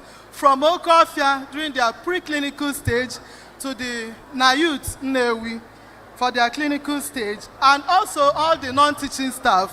I want to express our gratitude on behalf of all the parents for grooming them to fruition. I would like to talk a little about the journey. It has not been easy, both for the students and the parents. You know, they said a pregnant woman knows how she feels, but the husband and the people around are the ones that actually bear the pain. So the children, from jump till during their stage in Awka to Okofia, and then at Nnewi, the clinical stage, all the professional exams that they went through, we were with them. During the success period, we celebrated with them. When one or two of them may have failures, the parents also bore the pains with them, advised them to move on, because failing once is not the end of time. And I'm glad that they picked up all the night prayers that we did, and of course all our finances that we spent, all to make sure that they were groomed to fruition. We are all today celebrating the success story, and we are very grateful that even the journey that was extended by COVID and the long strike, we are today seeing them as fresh graduates. We remain very grateful to the school authority and the management for what they did. And also, our status, all the parents here, parents of the graduates. In fact, I was impressed when I posted my daughter's picture in my status, and somebody told me, "Congratulations, Mama Doc." I was like, our status has been elevated. For some of us, it's the first time. Then for those that already have doctors in their families, I mean, it's an addition. So we say congratulations to all of us. We fought the good fight and we are celebrating it now. Then I also want to thank everybody that joined us in the celebration, the priests and the religious, the royal fathers here, our immediate past Vice Chancellor, Professor Ahaneku, who is sitting here, and then the Honorable Commissioner for Health, Dr. Afam Obidike. All other people on the high table, all protocols duly observed. Our dear friends and relatives, thanks so much for sharing in our joy. We are really very grateful. Then to the graduates, please do not forget to your alma mater wherever you go. Make sure you plow back into this institution that made you who you are. And remember to live by the oath that you have taken today. Money will definitely come, but do the right thing first. Then I also want to appreciate the benefactors of this great institution. My daughter once told me at a time that they normally go to school to read without having any power failure, that they have solar panels installed for them, so they had uninterrupted power failure. Then also the registrar of the Nigerian Medical Council. Thank you very much for playing your role here. May I, on a personal note, also thank the people that helped me in one way or the other. One of them is Professor and Dr. Mrs. Obinwosu. There is no other way to thank you here for all the effort, all the help that you rendered to my daughter. In fact, you people were her personal physician. Professor Lasbury Asamoga, I don't know if he's here, Professor Eleje, and Professor Onwuboya. Thank you very much for the help that you offered to me personally and to my family. On behalf of all the parents, I say thank you, and thank you. You shall all get your rewards here on earth and then in heaven. And we pray for journey mercies to all of us as we depart to our various destinations. God bless you all. Thank you very much. Thank you so much, Pharmacist Mrs. Maureen Aneto. I will now hand over the mic to the chairman of today's occasion, the Vice Chancellor, for his closing remarks. Thank you so much. Every good thing will have an end. And I want to say that as we are coming to the end of this induction ceremony, our target will be by next year to work extremely hard so that we can increase our quota on admission to 300. I just discussed with the Registrar for Medical and Dental Council. And so I'm appealing to all the teachers, all our supporters, and all the, who else? Everybody that will come to our aid, come to our aid. We are doing admission this year and we only have a space for 100. But we have over 3,000 persons who want to read medicine. The minimum we can do is that by next year, let's work hard to see if we can raise our quota to 300 or even more, so that we can give more Igbo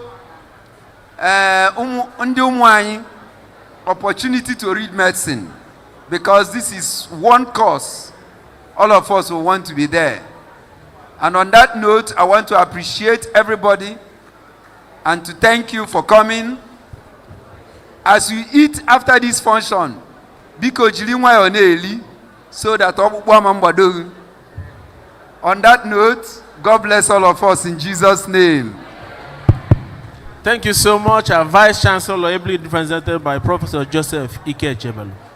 May I quickly invite the Chairman of the Induction Committee and our Sub-Dean, Dr. Jidon Fougu, for his vote of thanks.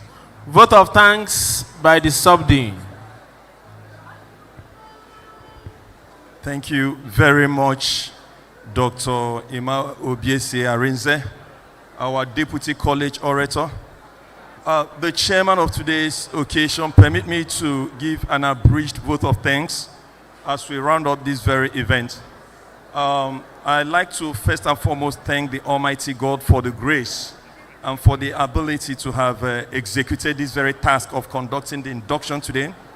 We also want to thank our dear Vice Chancellor, Professor Charles Okechukwu Esimbone, FAS, who is unavoidably absent, but has sent his good wishes and prayers across. And also in your own capacity, Professor J.I.K. Chebel, DVC Administration, UNIZIC. Thank you, sir, for being here. May I also thank our Provost. Sir, indeed, you've been a father to all of us. For the stability you bring, we want to say a very huge thank you. May I also thank the Registrar, Medical and Dental Council of Nigeria, Dr. Ibrahim Sanusi, who is here powerfully and ably represented by Dr. Okwoken Henry. Sir, you're welcome. You've been around since yesterday and you have found this place a second home. At this juncture, I most respectfully recognize and also say a very big thank you to our own CMD, Ochinawata Global, Ifeomeji Amato. When I sent him the message and also sent the hard copy, he said we are working to be there and we are going to be here. And you could see that he has come powerfully and even awarded the best graduating students. Sir, thank you very much. I want to especially thank my own dean, Professor Gladys Ifesinachi Ahaneku. I doff my cap for you.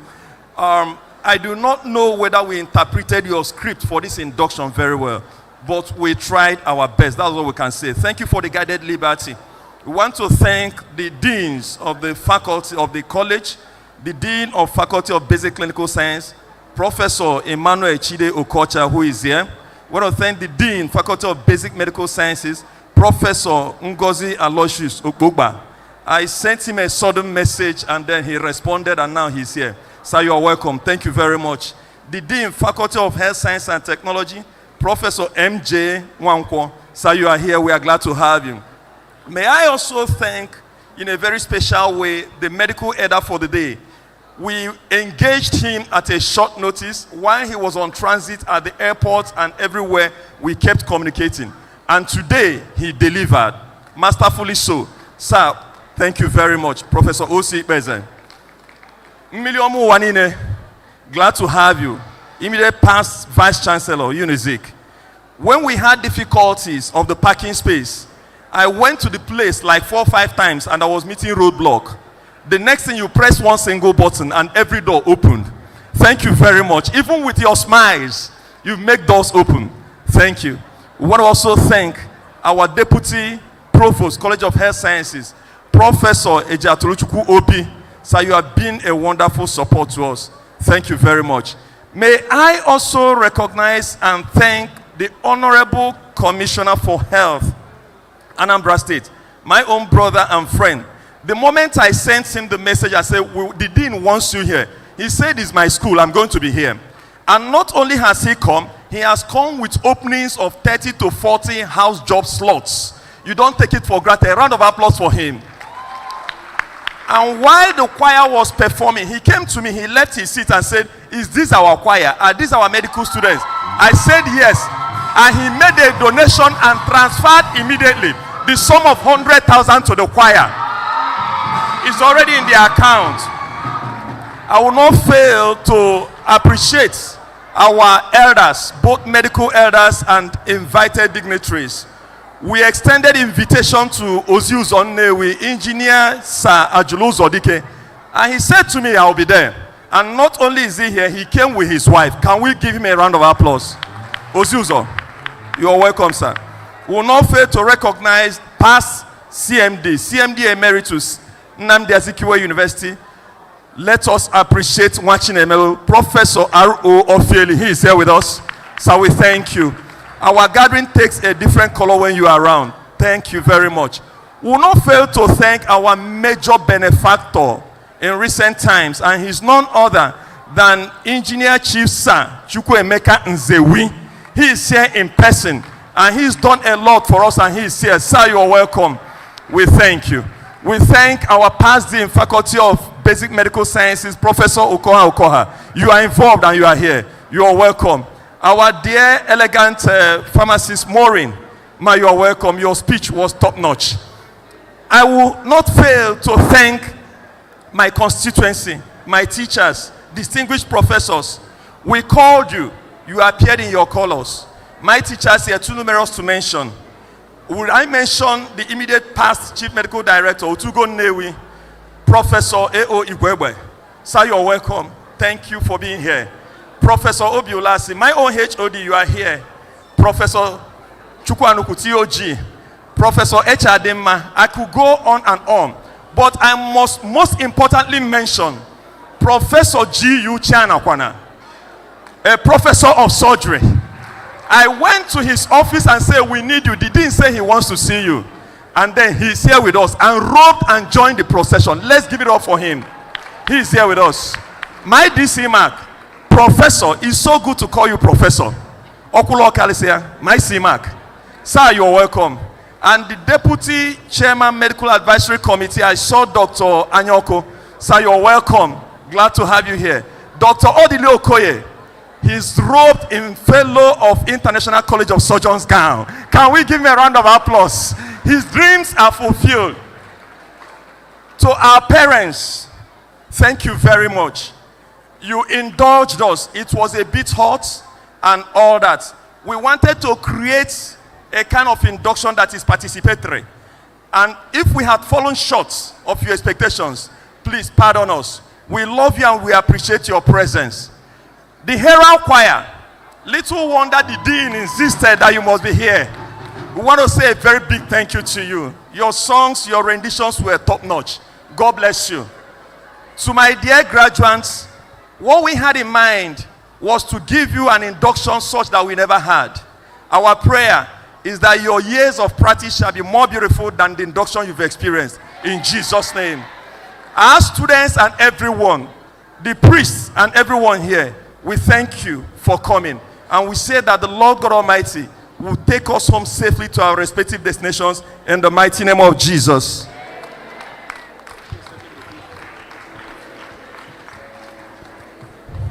Ladies and gentlemen, we are gradually coming to the end of this all-important event.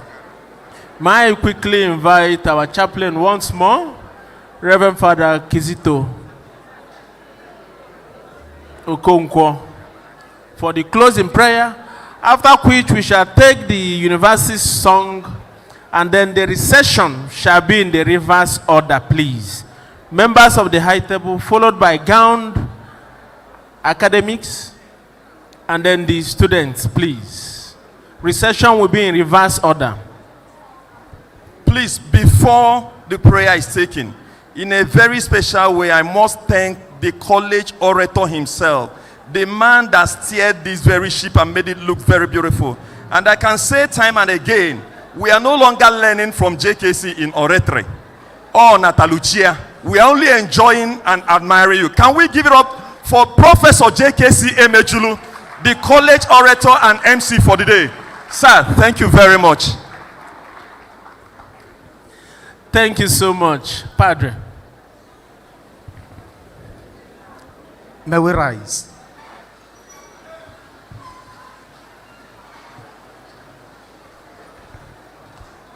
In the name of the Father, and of the Son, and of the Holy Spirit.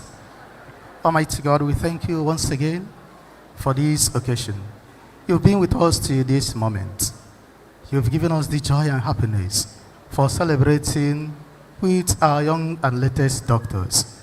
As we are about to go back to our various destinations, grant us safe and sound journey. May all of us continue to have this joy and happiness, that today's event will always be memorable and gracious in our lives, to the greater glory of your name and for our own salvation. This is our prayer through Christ our Lord.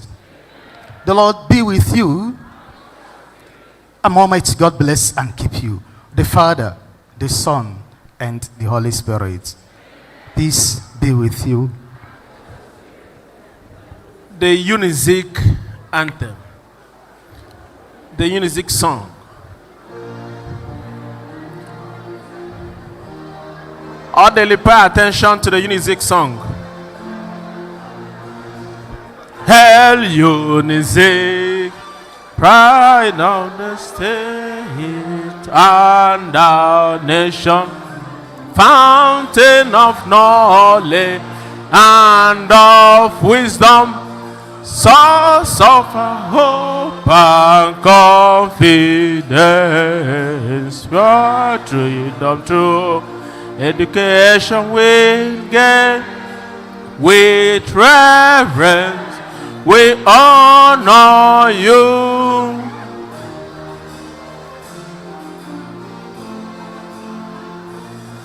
Ionizek, Ionizek, where we learn discipline, self-reliance, and excellence. Great Unizik, we do hail you, we do hail you.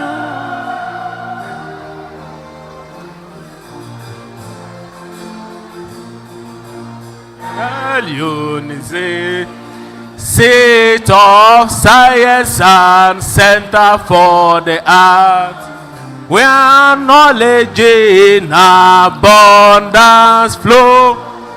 For through this varsity, in pride we uphold. For through this varsity, our intellect blossom. With reverence we honor you.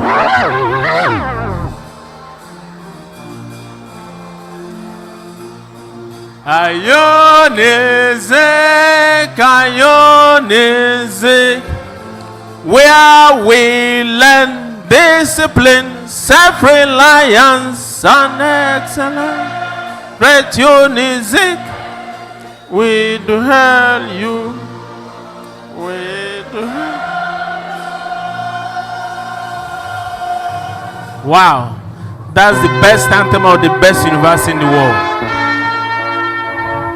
Recession should be in the reverse order, please. Members of the high table, living first. Members of the High Table, our Vice Chancellor, led by the Vice Chancellor, ably represented by the Deputy Vice Chancellor, Professor Joseph Ifani Ikechebelu. Herald Choir. Herald Choir.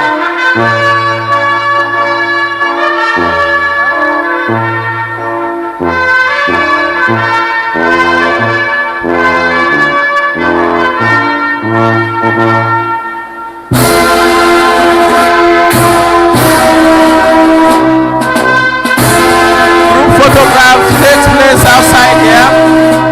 Group photograph takes place outside here. Recession is in reverse order. Recession is in reverse order. Catch money. My power. I'm empowering the CMD. I'm empowering the CMD since. Thank you so much. Thank you so much. Oziz One, we are immediate past CMD, Professor Robinson Ofiel. We thank you so much for being in our midst. Our Dean.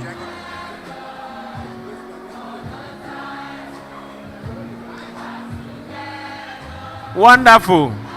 We thank all our account academics for this wonderful event. Our benefactor, Sanzewi, for all the things you've continued to do. The graduates, this is once more your birthday. Congratulations, congratulations, congratulations.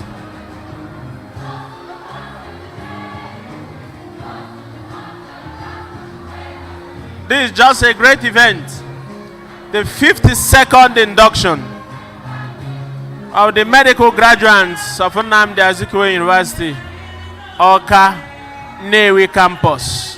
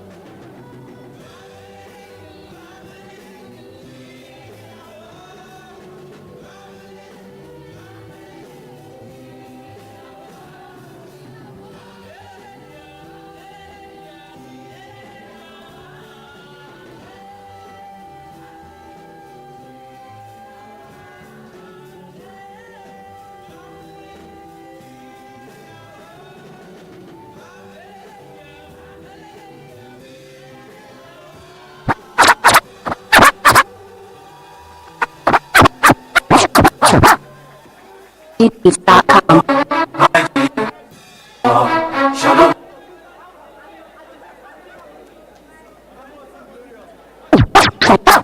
Beats.com. My G, Sholowo, go let's spend on your own. Solowo. My G, I'm on your own. Badu. Love Skinner.